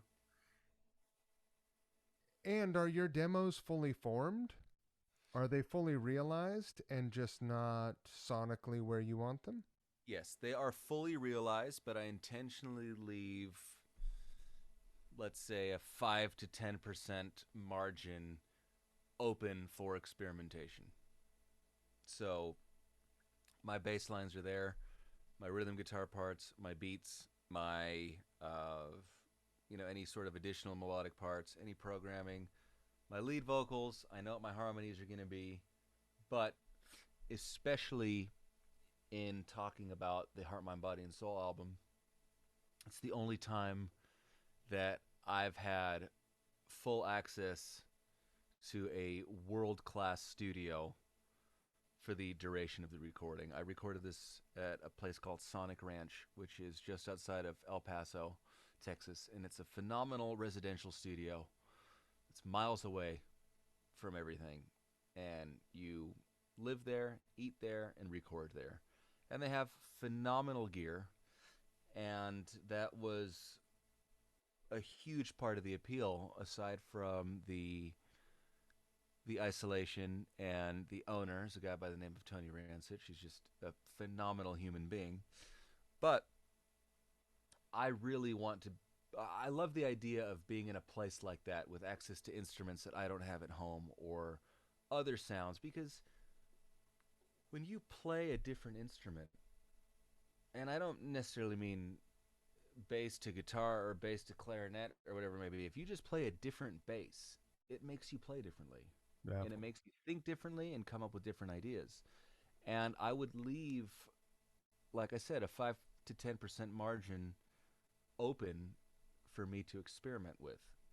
You didn't have that on your progress map on the wall. I That never do the progress map. I just tell myself I need to have at least 1.5 songs done a day, and that was what I stuck to rigidly because I was there for a 9 day period and then a 10 day period, and it's like I need to get this all done, and there's no bullshit. And with the way I record, which is having everything set up in the room simultaneously, so that I can literally track my drums, then go pick up a guitar, then go play the bass and piano. I'm just constantly moving around the room until the track's built. And in order to do that, the setup takes a in day order to do itself. that, you have to be a fucking maniac. Well, it's the result of not having a life and being obsessive. What can I say? No, I'm kidding. I've had a good life. I'm happy about it. But the music and improving and exploring was always what was most important to me. So, when I had friends in high school, back when I used to have friends, and they were kind of growing up and being teenagers and just having a good time, I could not give any less of a shit. I did not care. I was be at home playing music. When you show up at the studio for when you were there, Mm. what did you bring with you? I brought a small Pelican case of some of my absolute favorite pedals. And that's it. No guitars. No, no. I mean, this place has phenomenal gear. Right. Like it's one of those things where it's like it would be like You're not gonna believe you and me. I. Deluxe reissue because Yeah, it's like you and I taking our SM7s when he's got U47s, and it's like that's just a waste of my time to bring any of that kind of thing. But pedals are pretty nuanced, and you know exactly what they do and when they're going to be used. And it also um, comes back to what you're saying in terms of how fully fleshed out the demos are. Because if I have a sound where I'm like, "That's the sound," I just need to replay it. Often enough, that sound will come from a pedal. And so when you show up, do you have a session that you retrack everything to so that it's on a grid? Or do you say, here's a reference mix of my demo? I'm going to do everything. Does it need to, do you change tempo? Do you change tempos? Do you change any arrangements? It always changes. Any arrangement dabbling happens in the demo process. Yeah. Um, in terms of playing, well, I just want to get your question exactly right. So you're asking if I'm changing any arrangements. What else were you Well, I'm asking? wondering, I guess you have all these instruments set up in the tracking room. Oh, in terms of like what I'm And listening to. when you go to reproduce, when you go to do your final tracking of these Hmm. demos, when you go to retract them, Hmm. do you play to that demo? Um, yeah. I mean, it has evolved. I mean, for the longest time, I wouldn't track to anything. I would play the drums to just a metronome and just follow along in my head. And always drums first. Yeah, always drums first. Always. So that is a constant that has remained since I've ever started recording, but it You has play these changed. So, arrangements so intimately after we have a, don't be offended, we have a saying around here, and by we, me, I mm, have a saying. If I go way down, like I call it finger fucking, like mm, you finger fuck something for so long before you're done with it, and then you're done with it. You, mm, all the finger fucking's done, mm, and then and then you do the real tracking. So you finger fuck these demos so much that you know them inside out. You can just track the drums to a click. You know when there's a break, the mm, punches, and that's it. A exactly. song So and a half a day? a song and a half a day. Yeah. Yeah. That's also leaving in time to, it's leaving in time for two things. The inevitable something not working. I don't care what studio you're at in the world. You Sure. will find a scenario where you are troubleshooting to see whether it's a channel on the console, the microphone, or the cable, or the patch bay, and something that minor can somehow take half an hour to figure out or 45 minutes. And especially when you're working in a studio that has such phenomenal vintage gear, I don't care how well it's maintained. Vintage electronics will have issues. Sure. So you got to budget in that time. And then, like I said, the time for experimenting because it would be a shame to not enjoy just having fun playing as opposed to just executing a list of things. So with Heart, Mind, Body, and Soul, what I would take to those sessions would basically just be the hard drive with the sessions. We would just have bounced stems so that not necessarily for the drums, but that way I can, if I'm tracking bass, something like, what was that bass thing that I did? I'm kind of missing that. What is it? And then I'll reference back to it, Right. and that's that. So it's pretty much replaying and peeling back the layers of what were on the demos. So as I'm tracking, though, I pretty much have the click blaring in my ears, which is bad. It's too much, and everything else is just very buried. I can hardly hear it. So, when you are at home and you're building these arrangements, Mm. how does that process typically work for you? Are you strumming an acoustic guitar? I mean, they're There are many answers to that question. right. Often enough, it is an acoustic guitar, or probably more so me at the piano. But it really depends on the type of song because a lot of songs that are my favorites appeared as if from nowhere. And what I mean by that is going back to referencing the first song on the album, "A Way to Feel Again." That was kind of me just going through sample libraries, and I just programmed the almost the simplest beat possible, just to kick and snare. But something about the sound of those samples on that given day and me playing a short scale bass with flat wounds on it, Nice. I came up with that bass line, and that bass line is what dictated the rest of the song. It's like I played the bass line, thought it would be a good B section. Okay, there's that. And then from the B section, I heard that giant fuzz guitar that comes in, and based on what key I was playing in, I was like, I knew that that was in E major. Not that I have some phenomenal like absolute pitch where I can be like, that's a D sharp. I haven't tried to do that. I would love to be able to have that ability, but I've been in bands with people who have that, right? It can be fucking annoying. I the best ear I've ever encountered in terms of being able to call out a pitch is Trent. Wow. He's got a great ear and he's got a piano background. So, it's not so much like this is the note, but what I was going to say is you st- if you study music at all, you kind of get into the point where you know what intervals sound like. You mentioned intervals earlier. So you could be like, I'm picturing a seventh here. You don't need to know what the seventh is, but if you're playing a C, you know that that seventh is going to be a B flat and so on and so forth. Unless you're talking about a major seventh, it'll be a B. You get what I'm saying? Sure. But so in playing the song, I knew, okay, the E is going to be a focal point. And at that stage in the game, I've got a verse, pre-chorus, and where I want the chorus to go. It then becomes a matter of taking that left turn for a bridge and finding my way back. So all of that came during a time where I was not anticipating writing a song. I programmed the simplest beat just so that I can hear samples, and I had a bass next to me, and that song presented itself. There's a song like "It's Gonna Be Okay," which is probably the poppiest of the bunch, and I mean that in a classic sense. And that was written entirely at the piano.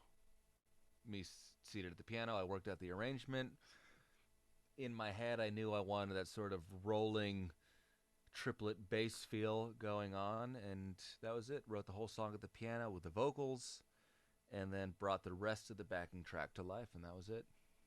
Are there songs that you were working on during that period that didn't make the record, or did you see every idea through? I saw every idea through. There were four songs that have since seen the light of day on the deluxe version of the album. And this was also the first time I had way too much material. Usually, I'll realize, okay, I've got about 9 songs. What is this group of songs missing? Is it missing something lighter? Is it missing something heavier? And then I write another song or two to kind of round out the whole body of work, and I go record it. This is a time where it's just like, I have a ton of material. It's too much, but I'm going to record it all and I'll deal with it later. And I wanted to get as much of it out. So this release strategy was kind of stumbled upon where the album was going to be 16 songs, which is technically a double album. But we decided to release it in quarters, 4 songs at a time. And those 4 EPs, if you want to call them that, had their own track listing. They were treated as their own sort of independent works. And they flowed together really nicely. But then once the album came out, everything was restructured for that listening experience. So it wasn't like I put out tracks 1 through 4 and then 5 through 8 and so on and so forth. It's like these 4 songs make up this chunk, these other 4 songs make up this chunk, but when I put them all together, they make up their new thing, and I rearrange them. You resequenced them. Yes. Thank you. Mm. Sequencing is A dead the art most form. subtle art form in Mm-hmm. in in the album format. Mm-hmm. Yeah. I it's a real shame. I'm sure it'll come full circle at some point, but even when people, I mean, obviously playlisting is its own whole other world that is kind of the dominant way in which people find new music, which I think can be unfortunate. Of course, my tune would be different if I was at the top of whatever playlist was getting millions of listeners, you know. But I find it very difficult to listen to music in such small chunks. And I recall having a huge issue way back when MP3 CDs were a thing, and people would put on a ton of songs and just put it on random. I'd be like, "What are you doing?" Like I would be waiting for the next song that was on the album, and then it would jump to another band or whatever it was, and I absolutely hated it. And it's only gotten worse because everything is available at the click of a button or at the swipe of a screen, and you didn't even know what you're listening to. And I understand that that is something that's appealing because music has just become the most colossal sampler of all time.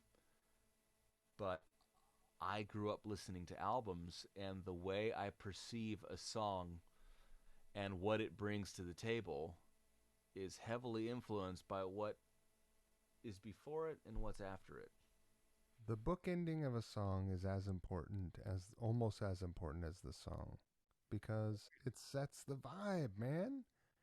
Yeah, it's with everything. Like, and often people put their strongest foot forward on that opening track, but how you follow it up is what becomes very interesting. Like any album that I love, I mean, let's say we're talking about Violator, Depeche Mode. I can't picture that album starting any other way than that No way. fantastic synth bass line. It's just That was gold. fun. Yeah. Do you know what I think the best like every album that I've made in my life, Tell I me. have been influenced whether musical or not by Appetite for Destruction. I think it is a perfectly sequenced album. Mm. Just the way it comes out Hmm. dramatic and Yeah. smooth. Yeah. Side A ends huge. Hmm. Side B opens up sinister and then with a lot of energy. And then Hmm. at the very, very end, you get this long tail out, like, basically two-part song, like some Abbey Road kind of shit. Like, not to compare them, but you know what I mean? Where, like, No, but I was honestly thinking about Abbey Road and what we were just talking about right now, sequencing being king in that album. But not only that, the way it starts, especially for the Beatles, was such a dirty, groovy thing. dude. I mean, when that song comes on, it's not just like this has come together. This is the start of Abbey Road. That's the way I see it. Unpopular opinion, I would sequence White Album differently. I have an unpopular opinion as well. And you may agree with me, you may not. Maybe mine's even more unpopular than yours. I think that should have been a single album. Buddy, I have a fucking playlist on Spotify called The Better's White Album. And I took The right album. There you go. I took like 7 songs away and resequenced it. Yeah, I have to hear that because I wonder how close, like if I did such a thing, I wonder how close it would be. But yeah, I love the What album. I'm not knocking it, but there are plenty of moments where you're like, Did it have to? this didn't need to be, Right. Wild Honey Pie, sure, but why? Right. It's whatever. But It's it's the only Beatles thing where I have a relatively, I wouldn't even call it a strong opinion, but like it's the only thing I've had an opinion about. That's right. like, I guess probably didn't need to go that didn't need to do that. No, everything else is untouchable. Like Yeah, you can't even criticize anything else. I completely agree. But I hope that people, when I say people, I mean younger people. Um, of course, I feel about 70 on the inside, but people who grew up and CDs not being, and this is also dating me. I mean, cassettes were coming out of popularity as I was growing up. So, for what it's worth in terms of date, I at least kind of had that transition in realizing how easy CDs were to listen to, right? And when you have people who see a CD as an inconvenience, Right. and the skipping of the track is not even a matter of like, I don't know, getting up and hitting the button. It's just like, don't like it, don't like it, don't like it. This I like. Cool. I'll listen to it later. I don't like it. I don't like it. It's like, it's crazy to think that music has kind of been devalued so badly. And I don't mean to sound dramatic, but it's nuts that Yeah, that's the truth. you And can that's go. also why we don't have album rock anymore. Hmm. Yeah, yeah. I think. I mean, iTunes really set the downward trend because the second you can buy just the song that you wanted, once you give somebody that choice, that you can't take it away. And not even just the single. Like Exactly. I fucking don't know why that wasn't the decision. Why couldn't you just say, "Here's the album for 9.99, but if you want the single, that's 99 cents." I think that you actually can do that if you want, but But because if you do that, commerce, you look like a dick. commerce, I mean, you could do that if you want, but it would probably be harmful to your band business. Yeah. I just think that had that been the way it was from the beginning, Right. that w- it's one of those scenarios where I don't think enough steps ahead were thought through in terms of what the technology would actually be doing. And it's also not the technology that's the problem. The technology's fascinating. I think it's Problem incredible. the demand, like Yeah, what people expect, because yeah, people expect everything in in return for nothing. exactly. It's awful. And to think that somebody might go to a Starbucks and order a coffee and a sandwich and pay $10 and be like, great. But if you're like, this album's $10, be like, I can get the whole world of music for $10 a month. Like, well, I'm not. No, it's Right. insane. But that's not going to change. No. And You buy unfortunately, vinyl? some I do, Okay. but the music I love, the vast majority of it was intended for vinyl. So it's been Right. very easy for me to track down what I need to track down. And quite frankly, I'm not even a purist in that regard. So if there's a new 180-gram pressing of, I mean, every band I love has re-released everything on 180-gram vinyl. Right. I own those box sets and I love them. And it's a real treat to listen to. Are I you a like it. Bee Gees fan? Am I a what? Sorry? Bee Gees fan? Bee Gees? I haven't taken a dive, to be honest. I'm Here's not knocking the Bee Gees by any means. I mean, the here's songs that everybody knows are expertly crafted, but I haven't taken the dive. Bee Gees box set. Hmm. Yeah. I gotta watch that. They did an HBO documentary not long ago, right? I've been a big Bee Gees fan for a long time, and I celebrate their catalog. And I love that use of the word celebrate. Not like I listen to all their stuff. I celebrate their catalog. I love that. and I have their vinyl box set, and it is exquisite. I I can't bet. recommend it highly enough. What's the sort of cutoff point where you're like, oh, the Bee Gees kind of lost me at? Saturday night. I mean, come on. So All the that's the way end. up there, that is fucking amazing. After that, it gets a little, islands in the stream, and Hmm. it gets a little 80s. Like the 80s, not so much for them. Yeah, most people didn't make that transition. Yeah, and the music that was fresh in the 80s, Hmm. incredible. Yeah, yeah. The people who went from the '70s to the '80s. A lot of people Not so went. much. It was The, kind of like the 80s bands, the hair bands that were like, we can be dark and sing dark harmonies hmm. like Alice in Chains. Yeah. They learned from us. Hmm. Not so much. Yeah. Yeah. Um, it's a tough one. I mean, obviously, I've already gushed about my love of Led Zeppelin, but I could picture them going into the '80s. Right. I, I obviously, I wish they would have continued until they didn't want to anymore, if that day would have ever come. But it's kind of like king of the '70s, and that's it. That's where it should be. And I think Queen made it somewhat of a decent transition, but I say that because they still had a rather large handful of great songs. But do I listen to The Miracle or It's a Kind of Magic top to bottom? No, I just don't. I covered Innuendo one night. Oh, nice. It was a fun, like nobody saw that one coming. That's '90s Queen, man. That's a whole Nobody other saw that level. one coming.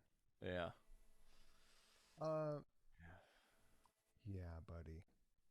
You know, I was just gonna say, tell me. part my interruption here. The only band out of the ones who I obsess over that I wish would have gone another 5 years would have been the Beatles, and I say that because they were just ending at the time where technology would have benefited them, and they could have fully utilized it. I mean, with them having access to 24 tracks, they never had that. And the bulk of their material was done on 8 tracks or even 16. When were they done? In 69 or 70? They officially ended in '70, but Abbey Road, which was their last recording, because I'm sure you know, but for those who don't, what came out as Let It Be was actually recorded before Abbey Road, but it came out after Abbey Road. So Abbey Road was their last and most state of the art recording. It was their only recording on a solid state console. That was like new technology. And nothing against tubes. I love tubes, but for them to just kind of have there's a reason why Abbey Road sounds very different to the rest of their catalog. Some would say, and by some I mean me, Mm. their best sounding record. It is. It absolutely is. And I feel like Queen was able to take advantage of the technology that was right around the corner from when the Beatles decided to call it a day. Right. However, technology as it I mean, I can't say the problem with the 80s because that's not a nice thing to say. Right. But the technology dictated the vast majority of the sound that came Right. out of the 80s rather than the sounds being a means of playing. The sounds really kind of dictated a lot of the music that was created by Tell that to Pino, it. But that's world's where latest synth bass. yeah, but that's where you have a band like Queen who started in the early 70s, went all the way to 91, but there's a distinct like maybe we should modernize, guys. And that modernization was in the changing of their sonic palette due to the technology that was in vogue. I'm trying And to think of a band that transitioned from the 70s into the 80s, and I mean, Genesis? sure, but different iterations of. Sure. Peter Gabriel. Mm-hmm. Yep. Peter Gabriel's actually a pretty good example, although I think only sonically did he really make leaps and bounds. I think. And he took technology by the balls. Right. He manipulated technology to perhaps do things he was not capable of before. And he took whatever was available to him at the time and get the most out of it. It was funny. In fact, my brother and I were driving we had a long drive a couple weeks ago. We were doing some recording in Vegas, and I haven't taken a dive into Peter Gabriel. He's like, I really think you should listen to some Peter Gabriel. Let's just get into it right now. Oh yeah. And we listened to I think at least two, maybe even three albums potentially, unless it was one really long album. I don't know. Um, we were listening to it, and then it was like, who mixed this? Was it Bob Clearmountain? Who? And so Aaron went on his phone and started looking up the credits, and it was fascinating and hilarious to us that Peter Gabriel credited himself, at least on this particular album, with every synthesizer he played. It wasn't like synthesizers, Peter Gabriel. He was like It was like it was like Moog performer, Peter Gabriel. Oberheim performer, Peter Gabriel. ARP 2600 engineer, Peter Gabriel. And it was this whole list of like every synth. I mean, it probably felt like a science experiment when, I mean, I know how to use an ARP 2600. I was fortunate enough to get one of the new ones that came out, but I was like, I'm going to read the manual because it's an absolute reproduction of the original. right. And not fun. And I'm a manual diver. I like to read instruction manuals. But it gives you that feeling of like you are playing with scientific equipment that can also make sound. Right. So for this guy to be getting all this new stuff coming out for the first time, and the guy's clearly intelligent. I'm sure he just dove right in and like learned how to use these things. But To credit himself for each one of those, do you think he takes himself seriously? I think he does, but I think he also has that thing where he's like, I'm going to think a certain way, and I'm going to kind of, not as extreme as like developing a character, Right. but like he does become different versions of himself, and he commits to it. I thought of someone Hit- who implemented uh, employed technology in the 80s in a way that wasn't technology that wasn't available in the 70s. And that is, and you might not be into this, Frank Zappa. I'm not into it. Once again, and this is to my detriment, my obsessive personality, when it latches on to its latest fascination, let's say we're talking bands, I will obsess over that band until I have taken every ounce out of it. So my scope is pretty, it's wide, but I don't have the knowledge on a band to band or artist to artist basis that I should. So where Zappa's at in my mental sort of CD store, if you will, to come up with a non term, is like Zappa's in the section where eventually I'll get to it. Yeah. But I don't know anything about it as of now, which I'm Like sure is. Hot Rats or Overnight Sensation. Let me write this Those down. I am are at a computer after those all. are like the most palatable versions of his music. They're, there's rock drumming, there's weirdness, Mm-hmm. there's the weird zany whatever, Mm-hmm. weird lyrics and fucking crazy melodies, and Mm-hmm. but there's fuzz bass and ripping unconventional lead guitar playing, and those are the things that hooked me. But once you get past the other things that are not conventional about his music, which are fucking many, yeah, like Mm-hmm. ocean That's of, what I hear. Yeah. yeah, um, it is deep. It's Mm-hmm. deep and weird deep. Mm-hmm. And I have a tremendous amount of respect for the people who do that, and they go way out there, and whether they find their way back or not is up to them. But I wish more people did that. His way of dealing with the frustration of getting people to perform music the way he imagined it, Mm-hmm. like he would compose music on paper Mm-hmm. and hand it to people, knowing what it was going to sound like. And, you know, I think he really drilled people. Well, there you go. He's got to be one of those guys who can obviously got away with it, and that's great.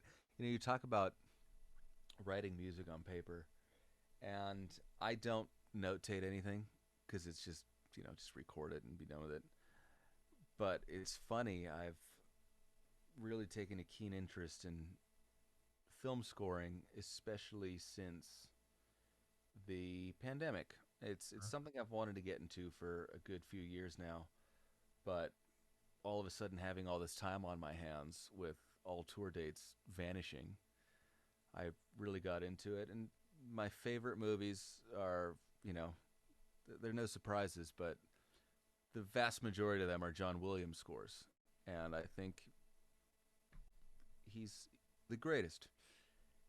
Wrote the best melodies. They're just, you can't think of scenes in movies that he scored to or that he scored without hearing the music in your head. Right. But scoring these days has become very different, and it starts at the computer, and then it finds its way via an orchestrator or whatever it may be to an orchestra if it's an orchestral score.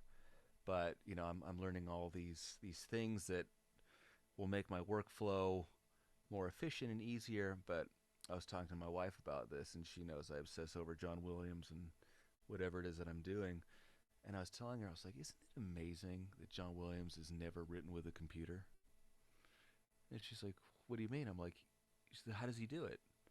I'm like, Still never. I'm like, still never. He notates everything, and What a his maniac. his reasoning is fortunately he's been so busy since he began composing that he's never had time to retool, as he calls it, and learn how to use a computer or MIDI. And and at that point, who gives a shit? If you can write all of that out, I mean, writing will be the most. I mean, if you can truly orchestrate and notate music, it will be as detailed as you can possibly present an idea without having a recording and saying play it like this. And I'll bet he has a copy tech. He's got someone that'll punch that into the computer for him and spit out the parts for the orchestras when they come into track. He has, I'm sure his workflow has changed over time, but even at the time, there's actually a great British documentary on The Empire Strikes Back. And there's a good chunk of it that's talking to John Williams about his process and this and that. And even in those days where he's already written some of the music, some of the biggest movies of all time, he would only hand off his music to an orchestrator if he didn't have time to orchestrate himself.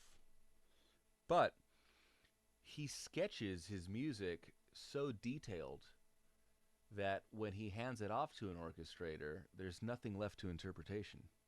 So he'll basically take however many grand staves, how many piano staves it is, whether it's 6 or 8, maybe even 10, and he writes all his parts out and says, this registers for that instrument, that instrument, that instrument. So all the orchestrator has to do is put that part on its own line, put it in the appropriate range, and then have a copyist give it to the musician in the orchestra. So I would not be surprised. Fucking the gears burning inside of your head already Yeah. about this. Oh, This I can't get enough of it. But it's fascinating. So I really would not be surprised if he to this day, and by the way, I read that he is scoring the 5th Indiana Jones for next year, so can't wait to hear that. who's gonna be in that? Harrison fucking Ford. That's who's going to Well, be. of course he is, but there's got to be someone else also, right? Someone's gonna pick up the mantle. It's They have to. It's not going to be Shia LaBeouf again, or however you pronounce his name. no, because he's canceled. Yeah. Well, you got a big mouth. I mean, I saw him at the repercussions these days. Sabbath show.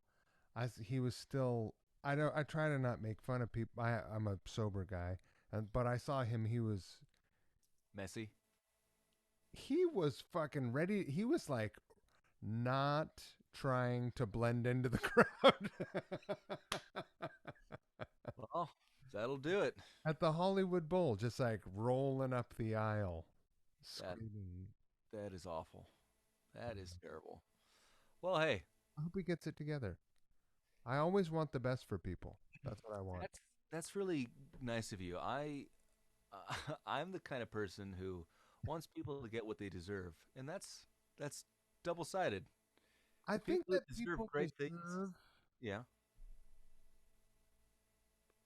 to know they're the best version of themselves.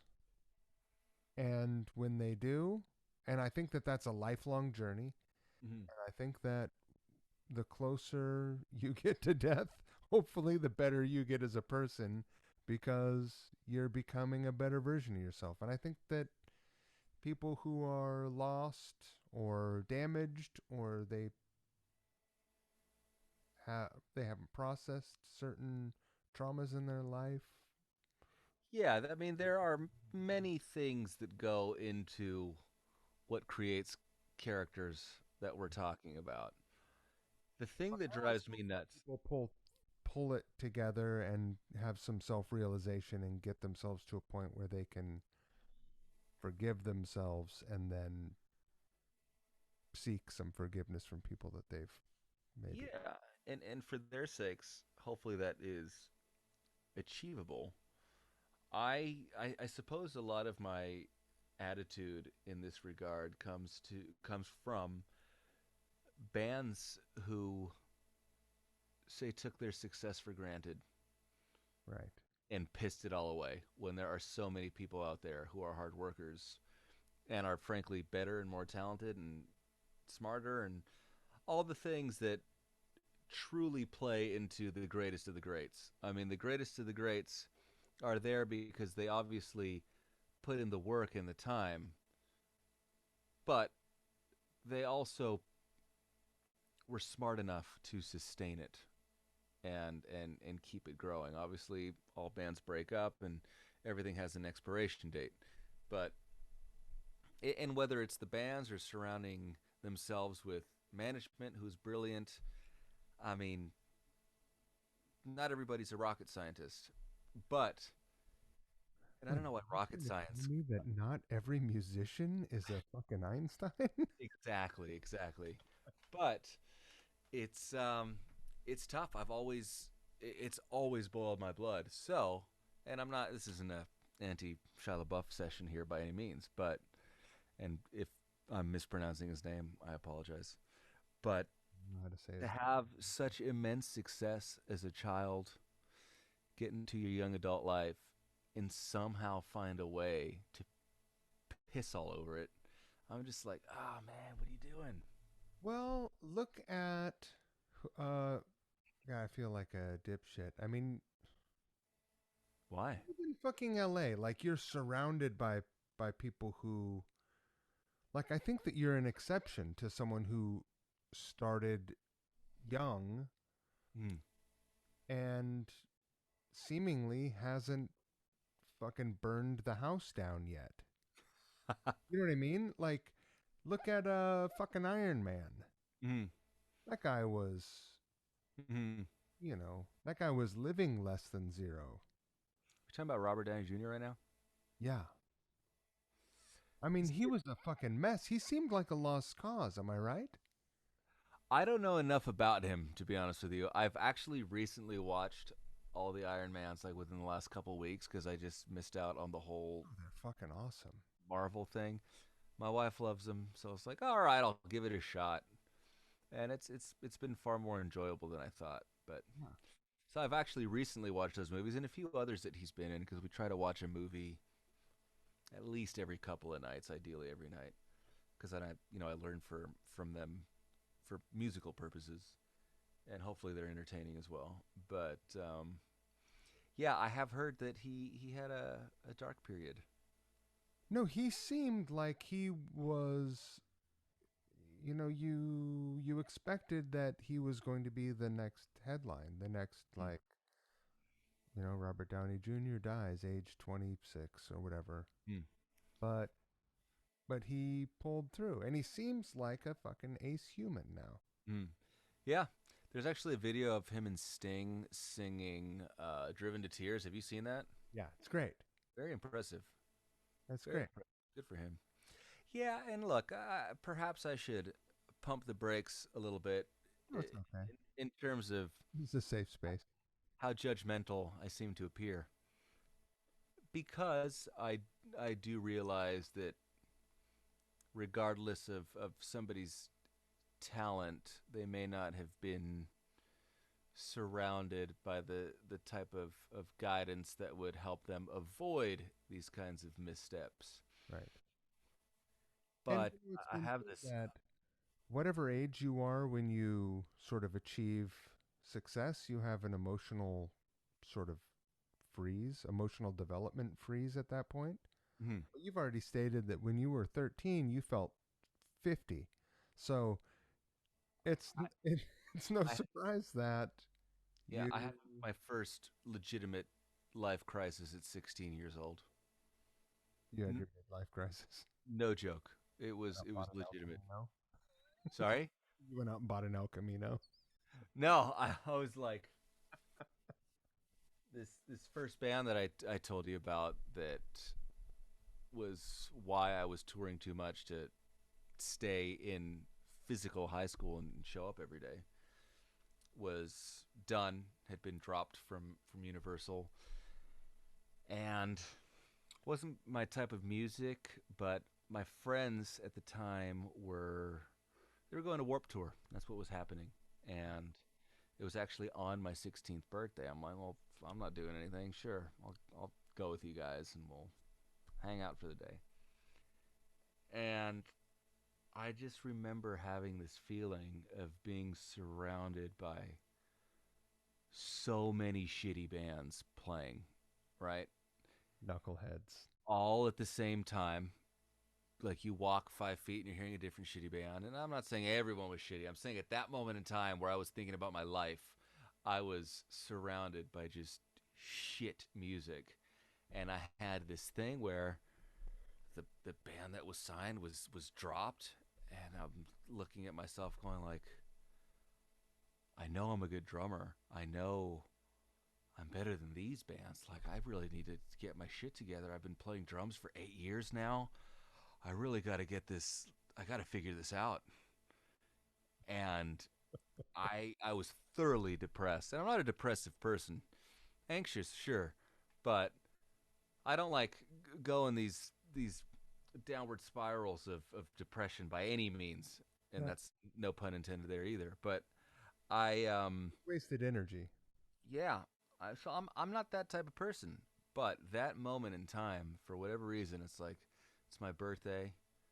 Things are not where I thought they should have been. And of course, in hindsight, it's absolutely absurd. I'm 16, but I've done it every year to this day. Every birthday, I'm like, did I do enough this year? Did I do enough from last year to this What year to is your feel like birthday? July 7th? July 7th? Yep, 7-7. Lucky me. Uh, you know, that's the day that I got married. Look at that. Congratulations. So every wedding anniversary, I just want you to think of You being depressed. this conversation. Yeah. Think of how happy you are and how happy I'm not. It's really stupid, but it's my level of um, okayness on my birthday revolves around what I have done between my current birthday and my last birthday. It's all professionally driven. I have no idea why, It's just but a day, though. it certainly is a day, but it's a definitive marker in time. Right. I'm very sensitive to time. I don't know why. I probably need to go figure this out in therapy at some point. It's a But fake, like money. mm, That's what they say in that's the what they say. conspiracy movies.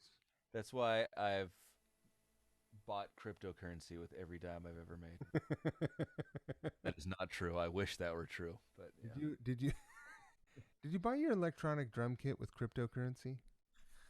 Fortunately, the fantastic people at Roland Yeah. gifted it to me. Good people. I did buy this piano from them, so it's they definitely got their money out of me for sure. Just buy But one, get one. buy one get one. The piano's a lot more than that kit. Yeah. But um, yeah, so that's where that came from.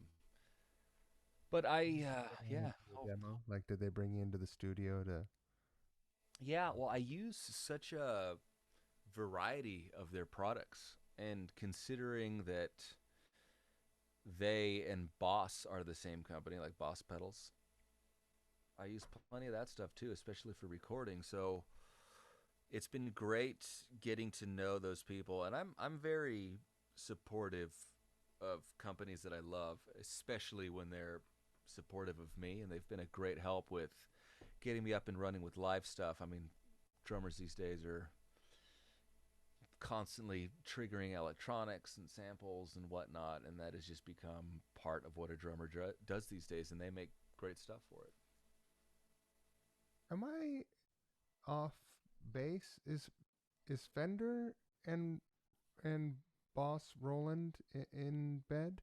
I don't think so. No, No. they're not. I was gonna say you might be able to get yourself a precision.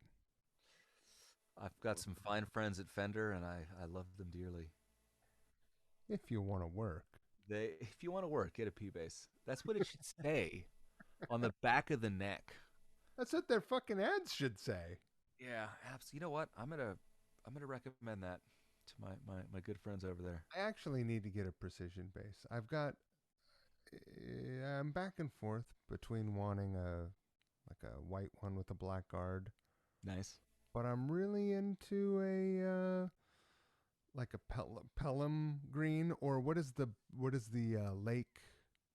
Lake Placid blue. Lake Placid blue. Really It's a I'm beautiful color. I've got the butterflies for that color right now. Yeah, I'm I colorblind. know the feeling. I'm I colorblind. I've want. Are you colorblind? Yeah. So Don't what? feel bad for me though. So what do you care what color your base is? Because I don't like certain colors because I know that I can't see them very well. Oh, but you can see that one. Fucking red. Fuck Yeah. off, red basses and red guitars. Like, I'm go I'm to literally. hell. You are fucking green half the time. But you know, there's a red guitar behind you right now, right? That's pink. This isn't that pink? Pretty sure it's pink. It's like that's a Steve Stevens model. Yes. You know what? The closer you bring it, it is pink. Oh, that's a hot axe right there, buddy. Hot axe. You can do some shredding on this bad boy. There you. I can just. I'm picturing just the dive bombs with that bridge. Just. The Floyd, man. It's got the Floyd. Floyd. It's I 80s don't own. technology today.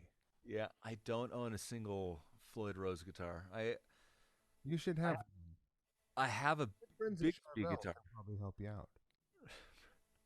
Fender and Charvel, I do think are. Yeah. Um, I should walk my dogs. I'm having a fucking great time talking with you. You're a fucking Likewise. human, and Hey, I like can't tell you like I don't want to just like keep throwing rainbows at you, but I really admire you a lot. Like I'm it's not not my trying to birthday yet. You don't have to make me feel better, okay? My birthday's not for another few months. I'll be sure to send you a message on your birthday like, "You're great." Keep it up, bud. Remember all the great times the last 12 months? Yeah. Um when you went to let me ask you this really quickly. When you went to Vegas, were you I saw you post a picture of Ronnie. Uh, Yes. were you at the studio there? Yes.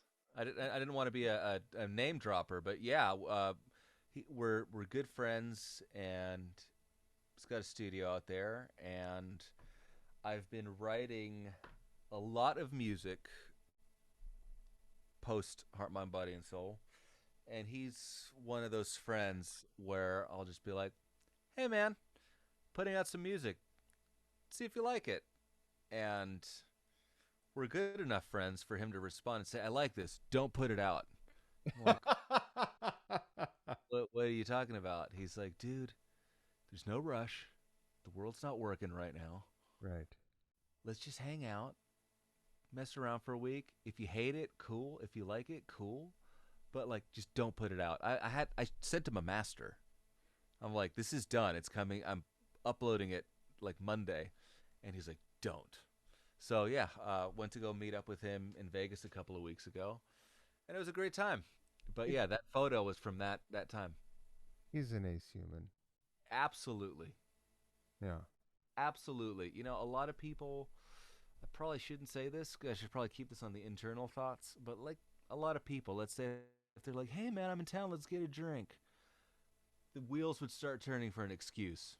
Generally speaking, I'm not saying for everybody, Right. but but for that guy, it's like, "I'll meet you. Where are you? Let's hang." It's just that good of a dude. Agreed. Yeah, gold. I met him in I don't know, long before he was in the Killers. He Ooh, he was riding like a bicycle rickshaw for work, is that and why he's ripped?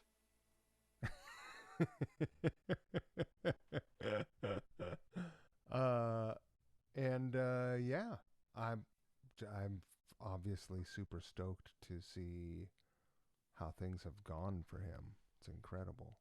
Quite well. The Killers are they're doing well, you know, Pretty and and have done so for I think what in a couple years it'll be at least 20 years. It's amazing. yeah. Yeah, but great dude. Really enjoy the way he plays, but just a good guy above all. So yeah. My last question for you: Hmm. Are you like clearly you're very motivated, Hmm. and I wonder if you are more motivated motivated. My uncle had a saying when I was a kid, and he said, "Fear is inspirational." Hmm.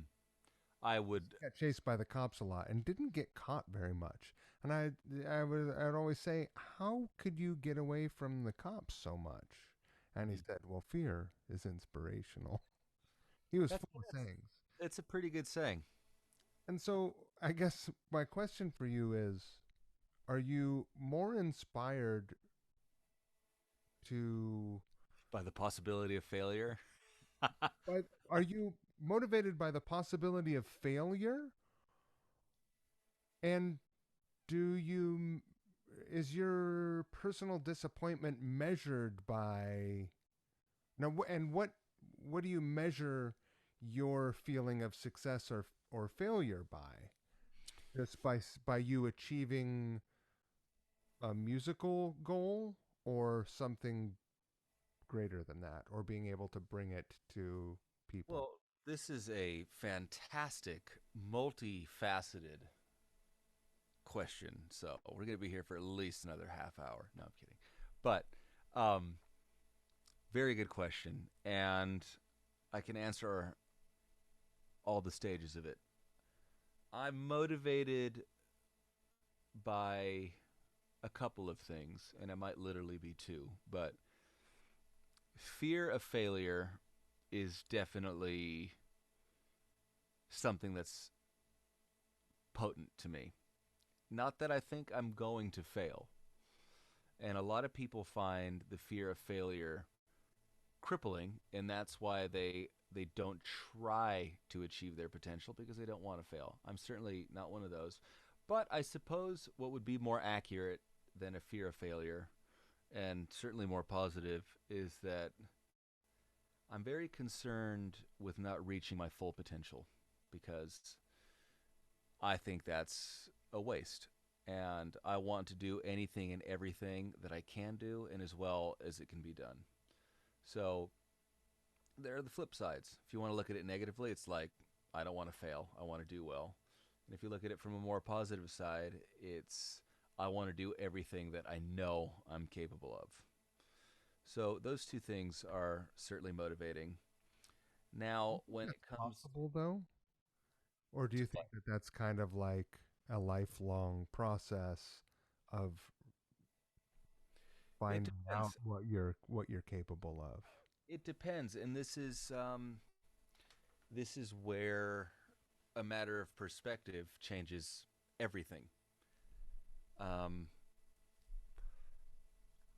I think Paul McCartney has accomplished everything that he can possibly accomplish. There's one Paul McCartney. Okay, there aren't. Same thing for Sting.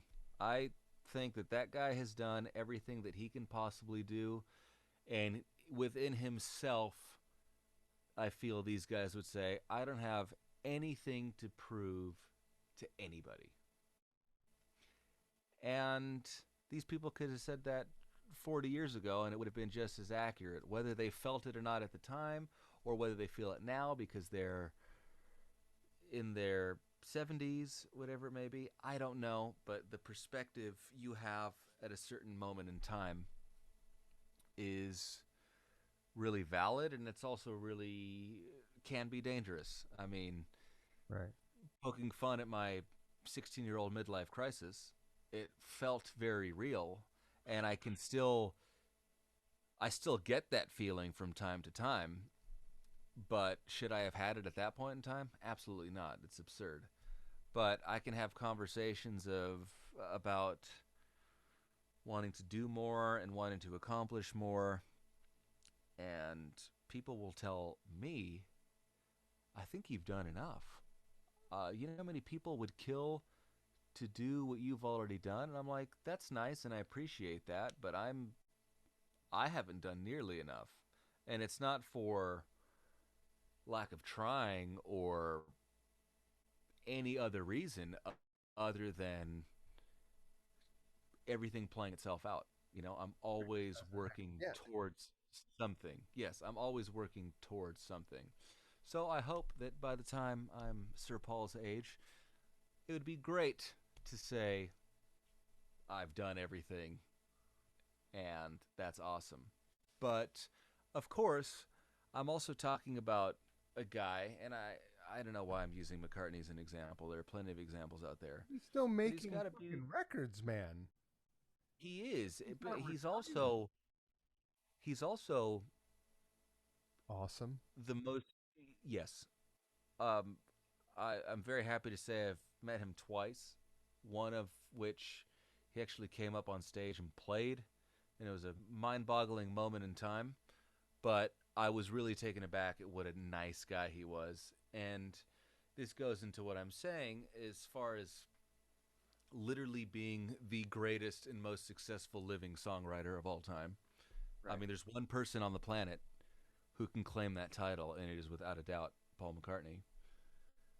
But he's written the most beloved songs of all time, and he is still doing it, and he somehow appears to be humble and interested and down to earth, and that's incredible. Um, Everything's different and relative to the individual. I know people who are immensely successful and not happy, Sure. where I look at them and go, man, if I were in your shoes, I wouldn't give a shit about anything. You know, not really, but you get what I'm saying. Of course. So everything is certainly relative. Now, you did mention something about how to measure success, and that is very different because I deem myself successful to a degree, and there are things that I can point to and be proud of, and have accomplished things that are unique to me. But at the same time, and this could be any point in time, anything, you can find a person with a minuscule percentage of the talent, time doing it, drive and have a song that blows up on TikTok, and they have millions of dollars. And that, the reason why I bring up millions of dollars is because often success is dictated or can be translated via a financial amount. There's financial success, which is unquestionable. You know, um, And so there's a value to someone lending their talents to something, or exactly, and how many times have you heard time is money? exactly, and I'm immensely proud of the music that I've written. I think that Heart, Mind, Body, and Soul is way better than anything that came out last year or in the last few years. I can confidently feel that that is a cut above, and I'm super proud of it. You sh- Have millions of people heard it? No. Do I wish that millions of people heard it? Absolutely. So it's this sort of thing where I can rate things on an artistic level. Anybody can rate things on a financial level. But of course, what everybody wants is for all of those things to kind of be in line with each other. I mean, part of what successful bands and songwriters have is that people love them and what they do, what they've created. That is priceless. Of course, the money in the bank is a different thing, but I have no doubt in my mind that Paul McCartney is out there because he loves the feeling of playing in front of 50,000 people who love him and everything he's ever done. Because he certainly doesn't need another penny, that's for sure. he's not out there trying to make his mortgage. Yeah, exactly. I mean, he wants people to like McCartney 3 that came out a few months ago. And a lot of people have, and they kind of treat it with like, man, this guy's still doing it. Good for him. Is he going to put something out that is as successful as anything from the Beatles or the Wings era? No. But depending on the personality, that's enough to drive somebody miserable. Right. It's like, oh, I haven't sold something that, I haven't sold 8 million copies since my album in 77 or whatever it may be. There are people who will find the thing to be upset and disappointed about. So that's why I keep coming back to perspective really being the thing that dictates outlook. I mean, it is outlook, but that changes. So, who knows what I'll measure success by in 10 years, and who knows what I measured success by 10 years ago. I don't know, but I certainly know that there's a lot more that I need and want to accomplish. And need is a strong word, and that's precisely why I'm using it. I don't think it's too strong of a word, especially getting to know you for the last couple 2.5 hours. 2.5 hours. You know, We're pretty good at talking. we are excellent at talking, and if you have a mess to clean up from your dogs, I thoroughly apologize. Oh, they're good. They What kind haven't of dogs do you have? done anything. What kind of dogs do you have? The best dogs. Check this out. Rosie, come here, honey. Rosie, come give me a hug. Here she comes.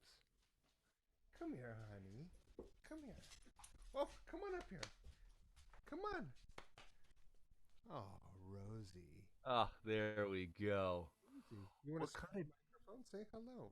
what kind of dog is she? Well, she's a rescue, so we think that she's about 35 pounds, and she's like a black lab and a beagle mix. You know what's amazing is that my dog Sadie, part black lab, but part English bulldog, supposedly, but identical color pattern. Yeah, she's very sweet. Mm-hmm. Um, It's beautiful. Rosie, who loves Rosie? Everybody. That's the answer. That's fantastic. And then the other dog is Mr. Big. Uh, He's 15 pounds of like Fury. basically he's like a what do you call those wiener dogs? Dachshund. He's like a miniature dachshund Jack Russell mix. Hmm. So he's the boss of Is he everything. a long, awkward terrier? He's like got a little like wrestler's body, you know? He's like kind of like a barrel chested and he walks like he's in charge of stuff. Uh, And he barks at everyone. uh, Neighbors out watering, he like just he won't like go crazy, but he'll like let them know. mhm. Hey, motherfucker, I'm watching you. Yeah. Yeah. That's great. But Well, beautiful dog. Rosie, did you hear that? You're beautiful. Um, man, thank you so much for giving me so much time. I've My had a pleasure. Thanks for having me. really great time talking with you. Likewise. And I hope, I hope when all of this passes, all of this COVID action, do you have any shots? Do you get I any? got one. I get my second one on the 27th. I get my second one on Monday. I'm very Nice. fucking excited. I wish you no need for recovery. Well, I'm planning to take the next day off. Mm. Maybe I'll watch the Iron Man movies. There you go. A true hero's tale. Yes. Yeah. He's such an asshole. Well, He's the worst. He's an yeah. insufferable prick. But Yeah. he's, It's entertaining though. yeah, that's right. You know. I wish you every bit of success that you can dream about. Like Well, I thank you really very think much. that that you are a person who deserves all of the best things. Well, thank you very much. I appreciate that, and I will do my best to achieve it. I'm going to turn the recording off and then I'm going to tell you a funny story. All right, hit me. Uh, stop recording. Not end, just